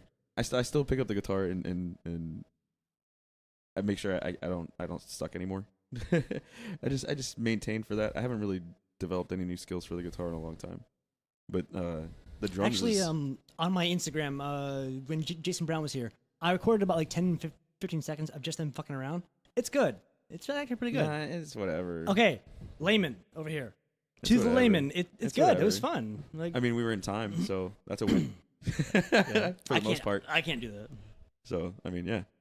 Speaking of Brown, how's he doing? Fatherhood, Yeah, Yeah. he's getting ready to have a baby shower for the number 2. right. I just saw Mama Papa Costa actually, like 2 nights ago, and she's having. Well, I hope this is Yeah. common knowledge. Yeah. The cat's out of the If not, bag now. congratulations. yeah. Heyo. So, did you get invited to that baby shower? Yeah. Oh, okay. Yeah, I was when. It was weird because so Nikki texted me probably like a week and a half ago, and she was like, "Give me your email." And Okay. I don't know if Yeah, I don't know of if you know course. Nikki that well. Yeah, I know Nick. I hadn't talked to her in like probably 6 or 7 months, so just a text out of the blue like, "Yeah, okay, here's my email, Nikki." You know, Right. Well, when I saw their mom at one of the restaurants, she was like, "Yeah, baby shower," and I was like, "Okay." And I just nodded in my head. I'm not going to tell her no, but I'm like, "What? I don't want to go to a baby shower." But if you're going Trout and other guys, Oh yeah, It's fair game. I'm definitely gonna go. yeah, all right. I'm gonna try to make Jason Brown's, but the time on theirs is So is Jason. yeah. Well, the time on theirs is like it's like 2 to 5, and I work that day, and I don't get out till. I'm scheduled till 5. I may work later. I may have to work later. If not, whatever. I'll probably go by later and see if there's still food and shit. But yeah, congratulations on babies. Yeah. Yeah. But it was funny though. So Nikki texted me, and I texted her back. I'm like, "What do you need my email for?" Like I sent it to her. I'm like, "What do you need my? What are you It took doing you a with this?" moment though. Yeah. Yeah, I'm like, "What are you doing with this?" And she's like, "Oh, whatever. Da, da, da, da. My mom's gonna send you an invitation." I was like, "Is it for a baby shower? Because I'm not sure how these things work." Right. Like, but I'd like to buy you some diapers and shit. Like, I was just gonna buy them on Amazon and send them to your house. So Sure. that way, whatever. And she's like, "Oh, actually, no. We're coming down. We're having a baby shower down there. My mom's sending you an invite." I'm like, "Oh, cool." Do you know when that is? I don't remember. I don't remember. Okay. They're really close yeah. to each other. But Coming up soon. And speaking of coming up soon, we have that comedy show we're going to. oh hell yeah! I'm really looking forward to the Craps game. I'm not gonna lie. Well, That's why I'm like, that's gonna be good. Because okay, so just so you guys don't know, we're going to see Jim Jeffries, and you can Yes. suck it. That's right. At Hard Rock. So we get to get a little bit of gambling in there, get to go see a comedy show, get some drink on. I think what I'm gonna have to do before we go is pull out a limited amount of cash. Yeah. And Or a leave your pre- debit card. Oh yeah, leave the Yeah. leave the debit card somewhere and just show up with a predetermined amount of cash that I can just burn Sure. and then spend it all on craps. Hopefully we just hit like I did. I mean, because like I was telling you earlier, came back from New Orleans, got to see, went to see the Bucks play the Saints. That was an awesome game. Stadium is amazing. I mean, the dome. It's not like being here in Miami. They have a culture there that is so beyond our transient population. Yeah. That just comes in from everywhere. Transient, is that right? Yeah, transient. Yeah. But It's a transient city. yeah. That's- Yeah. But the Craps, like I slayed it. Like it was so nice. I mean, hopefully you and I can replicate that night. I'm really excited that'd about be the that. shit. Yeah. Come home with a bunch of money in our pocket. If I walk out of there with $5 more than I spent, or that I showed That's up a with, win. That's I a win. winning That's night. a win. Yeah. That's a winning the night. casino doesn't like it when you do that. So $5 is my goal. $5. I think we can do that. We're gonna place one bet then. If that's the case, we're just gonna be like, bam. Once you win that $5. No. I'm gonna keep going. Okay, all right. The if I go up however much, whatever, as long as at the end of it when I walk away I got $5 more. Fair enough. Good deal. That's the rule. All right. It'll be a successful night. Well, you're gonna be successful then. We're gonna win. Yeah. I think I'm gonna see if the hotel's open. I think I might get a room for the night there. That way I don't have to drive back and I can get blasted. There you go. That new casino there.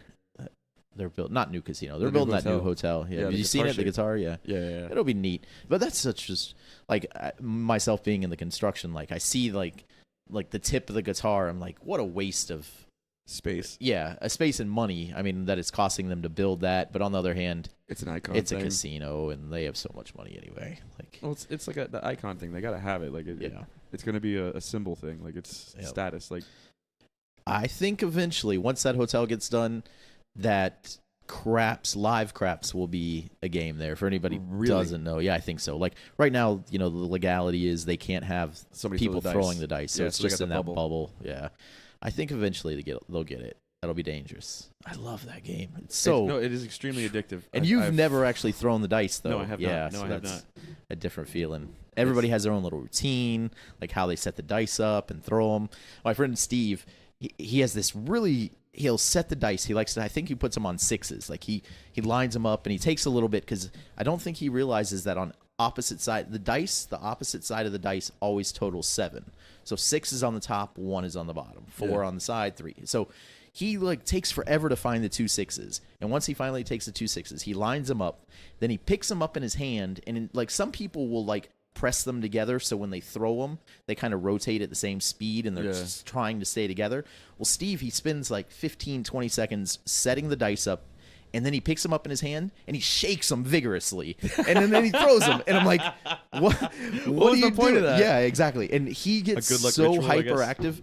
The very first time that he actually threw the dice, I was telling the dealers, I was like, you might want to step back. I've never seen this guy throw dice, and he's super amped up about it. And literally, he threw a line drive like 15 feet off the table. It didn't even hit. Like he just launched it clear over the table. So it is a little weird at first throwing. Like I said, everybody has their thing. And Steve, if you can hear this, do not set the dice and then scramble them up and throw them. What are you doing? It makes no sense. It doesn't. It doesn't. But You ever play craps? No. Craps? Yeah, no. No, but I assume line drive is not a term you should be using when throwing. I'm just guessing here. Not at all. Yeah. Yeah, no, they definitely don't go together. No. They don't like it when you throw the dice off the table. And then it's a bad omen. Like, there's a lot of superstition when you're playing craps, and the one thing is if the dice go off the table, you just fully expect that the very next roll everybody's going to lose. It's just like one of those superstitions. So, of course, Steve throwing the dice off the table, the very first roll, you're like, this isn't going to go good. That's when I would line my bets. I don't give a shit. Yeah. Fuck that. Bop, bop, bop, bop, bop, bop. Hit it, bitch. Yeah. And He it's, actually did well. And it's not even really a thing. It's like, if it goes off the table, they only care if the next throw is bad. Right.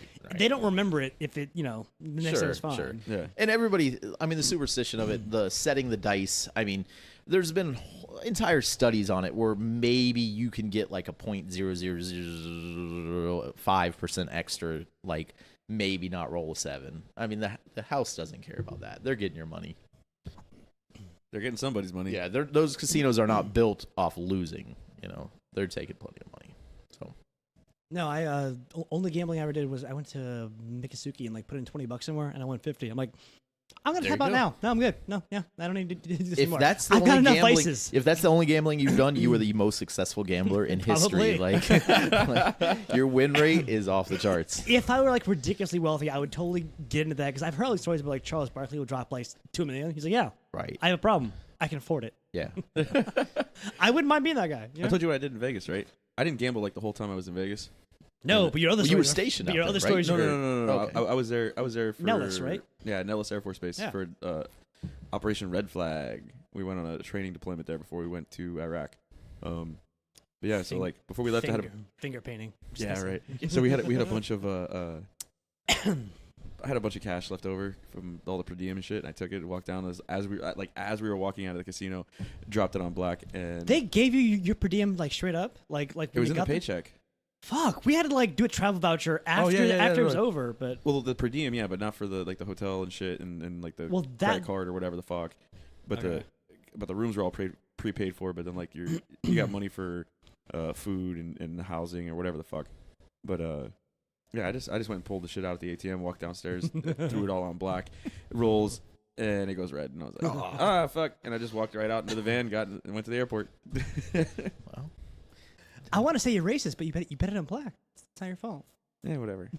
I really don't remember if I put it on black. I know I put it on a color. whatever. And It didn't come up. Yeah. Yeah, it did not come up. So I think somebody broke it down for me. Like, if you're doing that, like, bet on black if it loses, then double down on red. Like, there's a whole thing that they Right, explained to me. Like, this sounds really complicated. I like to drink and have fun. I don't want to think. yeah, that's way too much involved Yeah. for me. I'm just gonna pick one and go, and if I lose, I lose. If I win, I'm gonna walk away. That's it. But I've heard there's actually some skill to crabs, only because Craps. craps. Yeah, there we go. There's That one. there's definitely a technique, and it's easy to learn. Well, because there's actually, yeah, this will be fun. One of my shrinks when I was 14. Also, One of. oh, You did say we'd get back to this. Yeah. Yeah, You did well, mention. Well, I know your mom. Like, yeah. well, She I've was- had over 20 shrinks in my lifetime Like, why? because I was adopted by a shrink. She went, ooh, problem. This will be fun. I was not fun because I also recognized what she was, and I was not going to give her whatever the fuck she wanted. So it was a constant battle for many, many years. But so yeah, I went to a lot of shrinks. But one of them, who's actually the only one I ever liked, by the way, he moved. It's the only reason I don't have like a successful shrink story is because the dude left. I love that dude though. Steve Ensel. I'll say it. I don't care. Love that guy. Because he was the only shrink who was like, "Do you want to be here? Not really. Do you want to hang out? Cool. You told me you're playing guitar, right? Yeah. Bring your guitar in. We'll fuck around. Like it's why I liked him. But he told me he went to Vegas, but he went at like an off hour, like really early to play craps. And he was like, "All right, me and my wife would like to do this. We don't know how it works. Can you just like walk us through it?" And this guy was like, "Yeah. Do you want to win money? Yeah. Okay."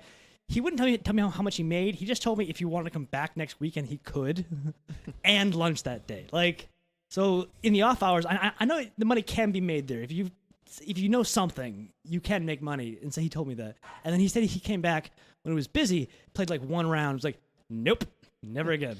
Right. We thought we had a foolproof. I went for a bachelor party in Vegas. We thought we had a foolproof plan. We had like a $50 free voucher to gamble, and it was only on a one bet type situation. So the idea was First time's free, bro. Yeah, and that's how they get you at these places. So it's free. So the idea was if you have a $50 voucher, you put it on black, okay? Then you take $25 of your own real money and you put it on red, okay? So if you lose, if it comes up red, you win $25 and you lose the piece of paper that really didn't count for anything anyway. If it comes up black, you win the $50, you lose your $25, so you win $25. So essentially you're hedging your bet and you get half of whatever they were offering you for free. So of course, so the guy's like, all right, this is for sure, let's do this. So he put it, and of course what happens, it comes out green. The one number on the board, it came out green. And that is on the board, isn't it? So there's where you're hedging the bet. So in fact, we have a great photo of the guy, and like his face is like, wait, that we did not factor that in. Like, you could lose. Like, so really, you do exactly what I just said then if they give you one of these free vouchers, and then you just put like $1 on the green, because the dollar pays you, like, if you hit that one, it pays like 70 something to 1. So even on that one situation with $1 bet, you still come out on top. He just didn't hedge his bet on the green when it hit, so he spins and he's like, all right, they're going to give me $25. And he's just like kind of waiting for the handout, and then it comes up green. He's like, and just the stone cold look on his face, and we got a great picture of it right when it happened, the realization that you failed at this. So Vegas always gets you. That's beautiful. Maybe that was planned. Maybe there's one guy watching the cameras going, fuck that guy. He thinks he figured the system out. Yeah. So I grew up on the craps table. I don't know. I've got a picture. My family used to run the statute of limitations, right? Those things are gone. But Pops in her basement or garage, whatever it was back in the day, had a full-fledged craps table that he got from his good friends, and they would. Wait, Pops? My dad, yeah. Oh, okay, Yeah. I was thinking Pop. No. Pop or Okay. something. Not No, my dad. Okay. So, and they would run full. I mean, they apparently had some monster crap games down there. My dad would be the house or whatever. But I mean, one of the first pictures I still have, like the only baby picture I carry on my phone, is actually me at a craps table about 4 or 5 years age, and they would give me a stack of chips and let me play craps. I mean, so that stuff's like kind of like my lifeblood. It's ingrained in my things. I mean, craps, blackjack. I was running blackjack games in elementary school. Like, my parents had a big blackjack table. Kids would come over with pennies. We'd play blackjack. How'd you do?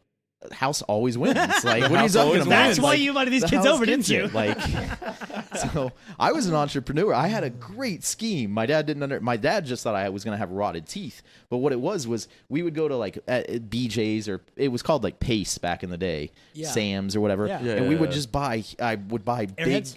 Airheads, Yes. 25 cents a piece. I was selling those in Boxes, fucking 72 elementary or school, whatever. Yeah, but the great scheme that I had was I had no overhead, because my dad was buying all the candy for me, and I was pocketing all the profit. And then I'd be like, Dad, I need more candy. He'd take me to the store again. My dad just didn't pay that much attention. He's like, all right, so I'm buying more candy. And one day he's like, why are you eating so much candy? I'm like, no, I'm selling it. He's like, wait a second, this isn't how business works. Like, and of course I wasn't smart enough at the time It to does like. till he figures Yeah, it out. yeah. You should. Oh man, you could have just turned it and be like, no, this is a government bailout. Oh, well, government bailout. But so, and of course, I mean, it still wasn't bad to buy your own product, but I wasn't making as much money then, because now you got overhead and everything like that. But yeah, airheads and warheads, and tearjerker candies back then. Yeah, blow pops, of course. Those are all hot sellers. Nerds, dweebs, all that crap. So that was my first entrepreneurship. I found a way to have no overhead, and then How long did you not have no overhead for? maybe like 3 or 4 months. You know, Nice. not That's much. a good run. That's Yeah, a good run. yeah. That's enough to pocket money to actually pay Sure. for the overhead for the next month. Right, yeah, it's what covered. Yeah. So we'd always have, of course, the candy drawer. So anybody that came over, just tons of candy. But yeah.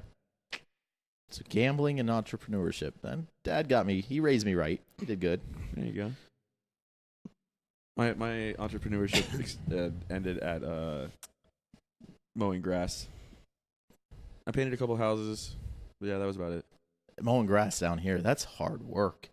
Like, I appreciate the kid that comes and mows my grass. Like, when he calls me up, he shoots me a text message. Hey, and I'm like, yes, please show up. My grass, I do not want to cut it. It's hot down here. Did you see that that kid, like 9 years old, sent a handwritten letter to the White House saying, "Can I cut your grass?" Yeah. And Trump let him. Did he? Yeah.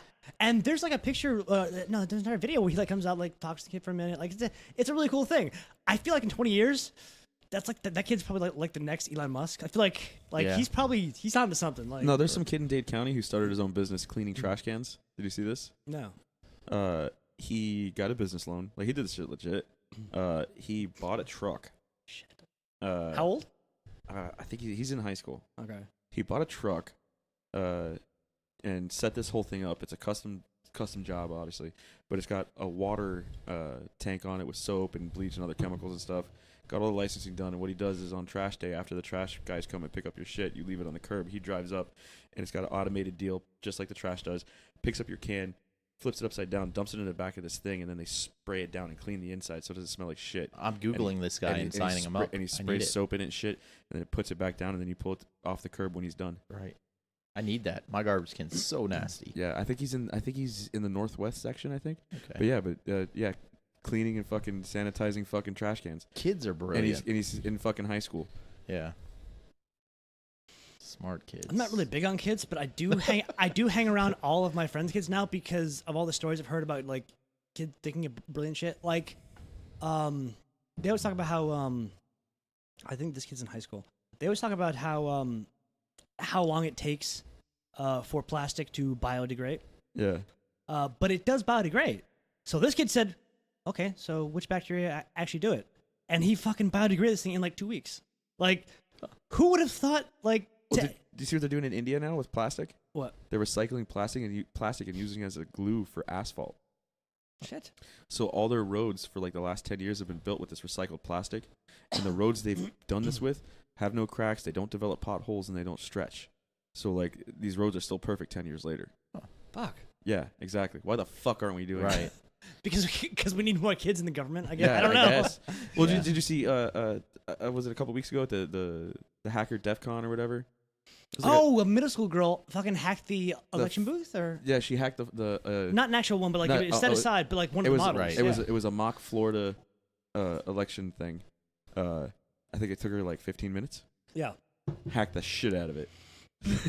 Like, what the fuck? God damn it. When I worked at the Shore Club in 06, 07, there's a guy who he was telling me like the brilliance of kids, and he was telling me that there was some story about like a giant 18-wheel truck had misjudged going under a certain bridge, and so it just fucking barreled into it, and it like was going at a pretty good speed, so it's about halfway stuck. Sure. So they're like talking about uprooting the bridge, like tearing the bridge apart, doing all this stuff. Now I didn't miss it by much. A little kid walks out and goes, "Why don't you just let some air out of the tires?" Yes. Yeah. Brilliant. Like, fuck. That's what you're supposed to. Yeah. God damn it. Yeah, and that's funny because I mean that's the story you always hear. My mom did that with her van, got it stuck, and it's like, oh, you got to get a tow truck to pull it out, and they're like, no, you just flatten the tire, let air out of the tires. Yeah. So if you ever pull in a place and you're too big of a vehicle, high clearance, whatever, yeah, just let air out. Kids, but the damnedest things. And they're not all geniuses. No. My nephew says some dumb shit. They eat poop. Like if you're not careful, a kid will eat dog poop or something. Because the kid has no idea what it's not supposed to do. So Right. that can be good or bad. By the way, our president doesn't either. And I have the same philosophy. doesn't mean it's a bad thing. He has no idea what he can't do. Right. So it's really interesting. Did you know you could just rip on a dude from like another country who's kind of a dictator, and then he invites you over like to come hang out? Who does that? Who thinks that? I don't know. Mike, you don't vote though, right? Oh, this conversation. No, Yeah, I yeah. do not To vote. be fair, it is why you're here. Well, he invited you first, and then I ran into you, Right. and I spent an hour watching you get ripped into for like, exercising your freedom. Right. I just no, I do not vote. I think that Have you never? Yeah, I did, and I just thought that it was a waste. He tried it once. Yeah, I did vote, but I didn't do it for myself. I did it because people just said go and vote, and I really did not put any time and effort into learning basically the political stances of either side. Most people don't. Right. That's part of the problem is that you're born into something, or somebody, whoever you hang out with, they say do this, and it kind of just gets inbred. No, so I don't vote. I trust in the masses to make the right decision. Now, well, To make amazing faith in humanity. well, to make a decision. right, to make a decision. I just don't put forth the time and effort and the worry into making that choice. And I also just don't think our system works. You know, like popular vote went one way and we have a different president. The reality is through some kind of, we have electoral college that makes the votes. Like, so really you're voting for one guy to go to another booth and basically cast his vote, the electoral college On your behalf. Yeah. Right. And the reality of the law is that they do not have to necessarily vote for who you voted for. It depends. Depend on the state. Yeah. Right. But they don't have, Which is why Ron Paul got electoral college votes last sure, election. Sure. So did Bernie Sanders. He got like 3, Yeah. I think. Yeah. So what's the system? What are you really voting for? And not to mention we live in the state where for the past 2 presidential elections the outcome was already decided before we could count. Like, we can't even count the votes right. But the first time I ever voted was in 2000, where not only was my vote counted, it was fucking recounted. So Well, it was recounted. You never know. You never know. Right, but again, if ever it comes down to one vote in the entire world or I'm the giving country, it to you. Yeah, I can be the swing vote, and I just, like I said, it's my right. I respect. I'm what not trying to people, tell you to vote. Oh I'm no, just- no, I No, know me that. either. I know it just is a hot topic. I just watched him get yelled at for an hour Yeah, he about why did. he doesn't vote, and I'm like, I said nothing. I just I'm not watched. I'm not going to convince you to vote. No, I don't think you were it's, trying. I think it's honorable that you're like, yeah, I don't know what's going on either side, so I'm not even going to bother. Well, that's the thing is, like, why should I put my uneducated opinion into the ring? Like, I don't go out and say, please don't vote, or don't vote for this person, don't vote for that. I don't do that because I would rather spend my time enjoying life than worrying about who. I honestly believe that the world is in a cycle that we cannot really control. I always bring up like 9/11. It didn't matter who our president was. They could be the most conservative. They could be the most anti-military president. When we were attacked, we were going to go blow somebody up. Like, it doesn't matter who the president is. I've been saying that for a while, by the way. Yeah. There's just this, the world is in a cycle. So you're, but you don't like bitch and complain about the Oh, result. no. No, not at all. Larry's like, whatever. I'm middle class. I'm white. I'm fine. Can you go talk to? Can you go talk to all the people who are still upset about the last election? No, there's nothing I feel you like can I feel do. like I I feel like mean- they could benefit. No, not to where to vote, but just to get your mindset of, yeah, it's gonna happen, whatever. Like, calm down. You know what's funny? So my dad's neighbor, when she got the election results, had a not a party but a gathering at her house, like a morning. Safe space. Really? Yeah, I swear to God. And she came over and knocked on my dad's door and was like, we're all getting together, and we're gonna pray and this and that, because this is a disaster and a tragedy. What And did my your dad's dad like, say? he was like, okay. He was polite and civil. He didn't say anything. My dad actually, me and my dad, we had many conversations about who to vote for before the election, and I actually convinced him to vote for Gary Johnson. I think he was already headed that direction, but I think through the conversations I got him on that because he was a huge Bernie Sanders guy. I was for about 3 days because I saw this one in like they sort of like basically some station like compiled basically what every enemy he had would say about him. And the worst thing they could say about him was, he's a really honest guy. He's really upfront. I'm like, oh, all right, I like you. I'm listening. I did kind of trail off afterwards, but I do get why a lot of people were kind of like, into him to a point. So I can see your dad being into him, at least initially. He's honest to a point, and he's playing to people he's playing to stupid people.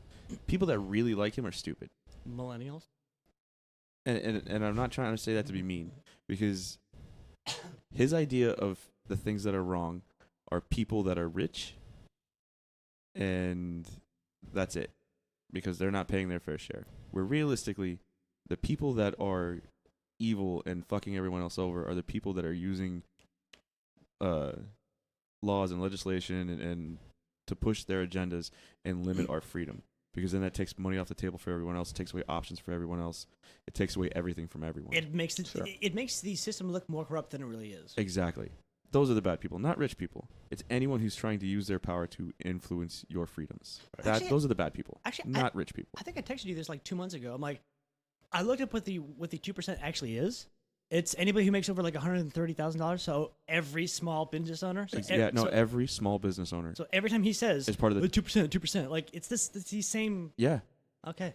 I just found that out like 2 months ago. I was actually talking to somebody on Facebook the other day. They're like, oh, America was prosperous because we had a living wage and that. I'm like, no, America was prosperous because we had a physical standard for the dollar bill, and we had the petrodollar after World War II, while we still had a physical standard, which is why we were prosperous, because we had all the money. All of it. All of it. That's why. And I was like, the living wage has nothing to do with it. The idea of a living wage is asinine at best. The idea of 100% employment is asinine at best. It does on an economic thing. It does not fucking work. They're not bad roads to head towards, though. Yes, they are. Absolutely, they are. No, they're not. Oh, yes, they are. To want these things is not bad. Yes, it is. To want 100% employment, how is that bad? 100% employment never works. I'm not saying that is what we're aiming towards. Ever I'm not happen. saying it's going to happen. It's like saying, hey, let's feed all the people in the world. Oh, you'll never feed them all. How about let's at least walk that way? Okay, this is what happens if you have 100% employment. You ready? Go ahead. Okay, Give me. This is what happens. You start to build jobs that don't need to be there, and you lower efficiency, which then raises costs. So, like, if we have 100% employment, we're going to wind up being like fucking, like, take fucking New Jersey, for example. They got people that pump fucking gas. Their whole job is to go pump gas because you're not allowed to pump your own fucking gas. Right? So we're going to start having stupid-ass jobs like that. You're going to pay somebody to go... You're assuming a lot of things right now. Well, that's what's going to happen because there's just not enough real jobs to I'm not saying that should be employment. the only goal. I'm saying it's a good one to keep in view. You want to have enough jobs for everyone to have a job. That's not a bad thing. I mean... Agreed. I mean, it's idealistic idea that... It's extremely idealistic, and it's terrible for the economy. It's not going to work. What we need to do is you need to have enough jobs that the economy can supply through supply and demand, through the invisible hand. Mm-hmm. And when the economy needs more jobs, it's going to provide them. And that's going to be the best outcome for everyone involved.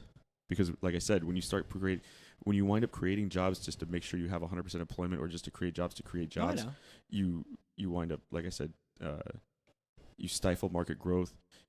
You wind up having meaningless work, and then in the long run, overall, you wind up devaluing the currency. It's just not viable. 100% employment was your only goal, because it's not mine. I just but that's the only way. It's not a bad way to head that way. But that's the only way you're going to get 100% employment is if you have stupid jobs that mean nothing. Have we ever had 100% employment? Nope. No. Nobody knows how to get possible. there. No. Nobody knows how to get there. No. I mean, the only place I feel like you might have 100% employment is, a tribal type communal system like that, and like they kill you if you don't work. You kill the unemployed. Yeah, I mean, that's if Mike you don't Lowery, work. 2020, kill the unemployed. I mean, Mike says kill all the unemployed. You're not pitching in. You're not pitching in. So I told you I have a solution for solve world hunger, right? Eat the unfed. I don't know. Kill all the hungry people. Fuck them. No. Just kill them all. Can we like at least make it cool and make it what's that movie? The Purge. Yeah. If you tie it to a movie, people will get behind you. Yeah, we just kill them all, and then guess what? Then there's more food for everybody. As long as you don't mind where the meat came from. Yeah. But see, you guys are having such a good political debate about this. I'll let you guys make the decision. Whatever you guys.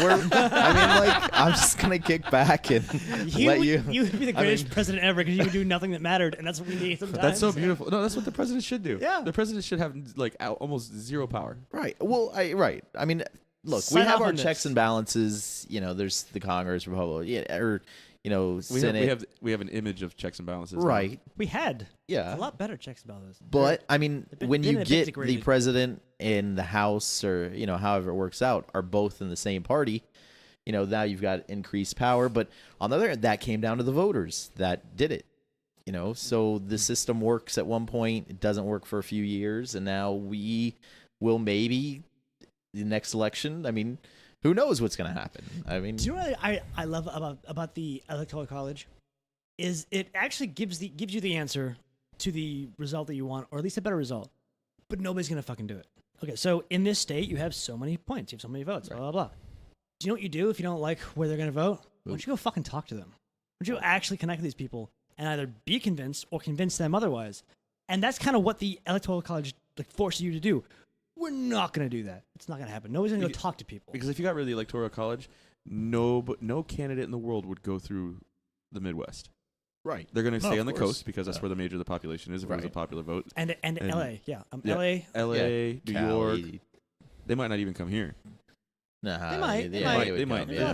There's some. Right. Well, but that's that's not a that's not against killing the electoral college. It's just that there is currently no better system right now. Right. Yeah. But then also, I mean, the problem with the central United States is, I mean, that's more of our farms and whatnot. So they have a different want and need from a politician than a city, lawyer or whatever. Which is why I we mean, have Congress. and exactly. That's why they so have I mean, senators. And I think it would wind up better if they got rid of gerrymandering. Like if we could just do God, away with that yes. That's and make pretty a fun, standard yeah. size for districts, and fuck off with the gerrymandering. Like, god damn it, like fuck your party power, suck a fat baby's dick. Like, Well, it's obviously I fucking think wrong. we're one of 2 or 3 countries that actually still do shit like that, Yeah, like the entire it's- world. right. It is obviously fucking wrong. Like Yeah. Right. the fact that there's a word for it and people are like, whatever. Like, how the fuck are you okay with that? Like, come on, man. Like,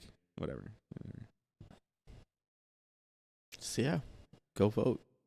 I mean, like, And then if you heard want, it, like, you heard it here. yeah. Mike Lowery said, "Go vote." go vote. and then come and tell him how it went. Yeah. I mean, but leave me be. I mean, again, like, it's just the right. I don't think that I'm a bitchy person when it comes to things happening in the world. Like, hey, it is what it is. You make your own way and do it. If I were to sit back and constantly complain about politics and whatnot, then wow, point a finger at me. But no, I accept what's the situation.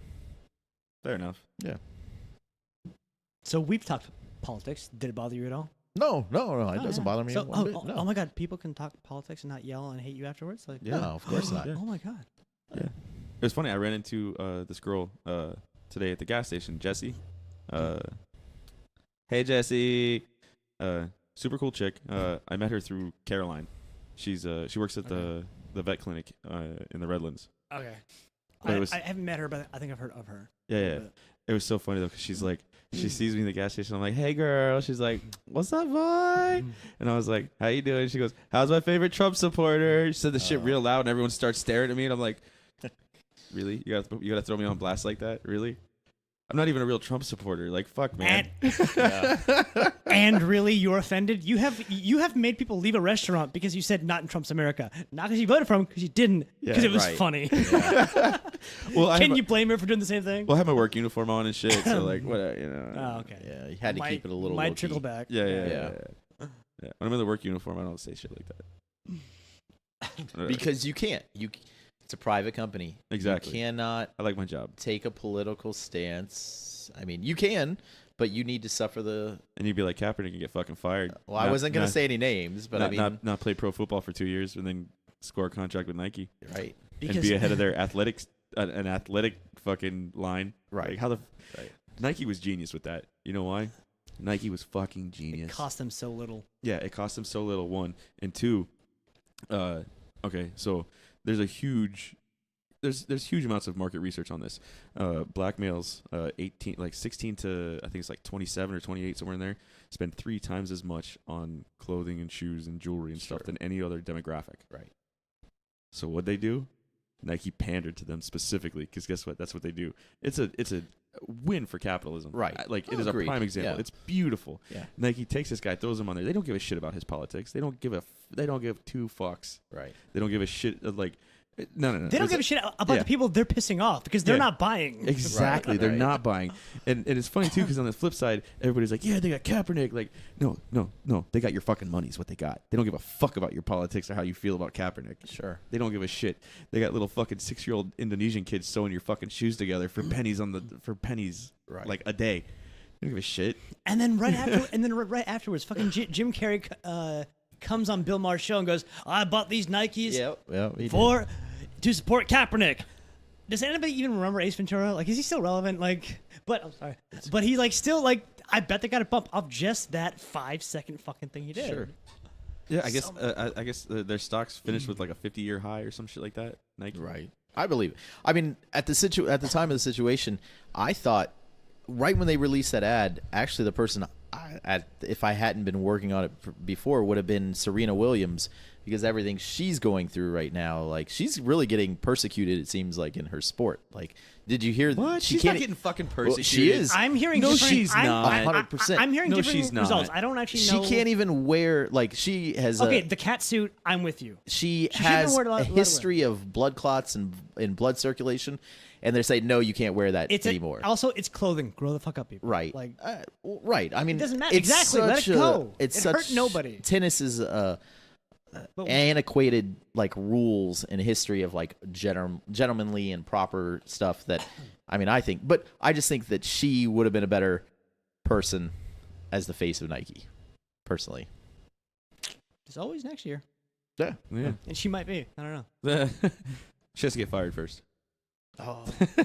He was a bad quarterback too. No, I know that's he what was. drives Well, me no, he had- crazy. no, he had one good season. He went to I a know. Super Bowl. What are you I talking know. about? He had one Yeah. good season, man. He had one good season, and then whatever, he fell off. Whatever. He played in the fucking NFL. It's better than I could do. And I've got Right. no problem with what he did at all. I don't give a shit what he did. yeah. Right. I don't think. I mean, all right. And this is where it gets. I would have liked to have him done it differently. I don't. I mean, there's a many thing he could have done.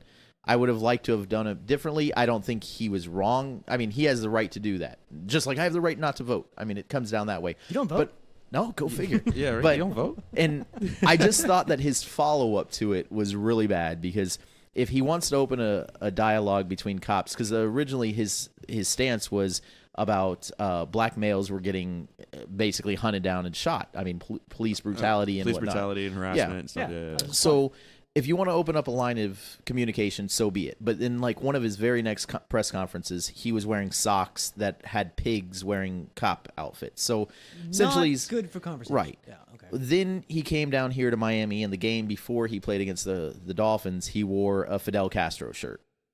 And Yeah, I saw that. Then, Awkward. then he did not vote. I mean, if you're going to take a political stance and want change and promote change, then at least vote. Like, And again, politicize it. Well, Right. here's the thing, and I've said this before. Like you said originally, he could have done things differently. There's so many things he could have done to actually make a change in the community. Like, he could have gone and not just opened a dialogue, but because of his position and the fame he had, he could have gone around and talked to police commissioners, police chiefs, and talked to people and got the ball rolling on something and actually made a difference. But I mean, he's like, I'm fighting, I'm raising awareness. Like, come Right. on, Do you know bro. who is doing Just exactly? Fuck off. Do you know who is doing exactly what you just said? Trump. Yeah.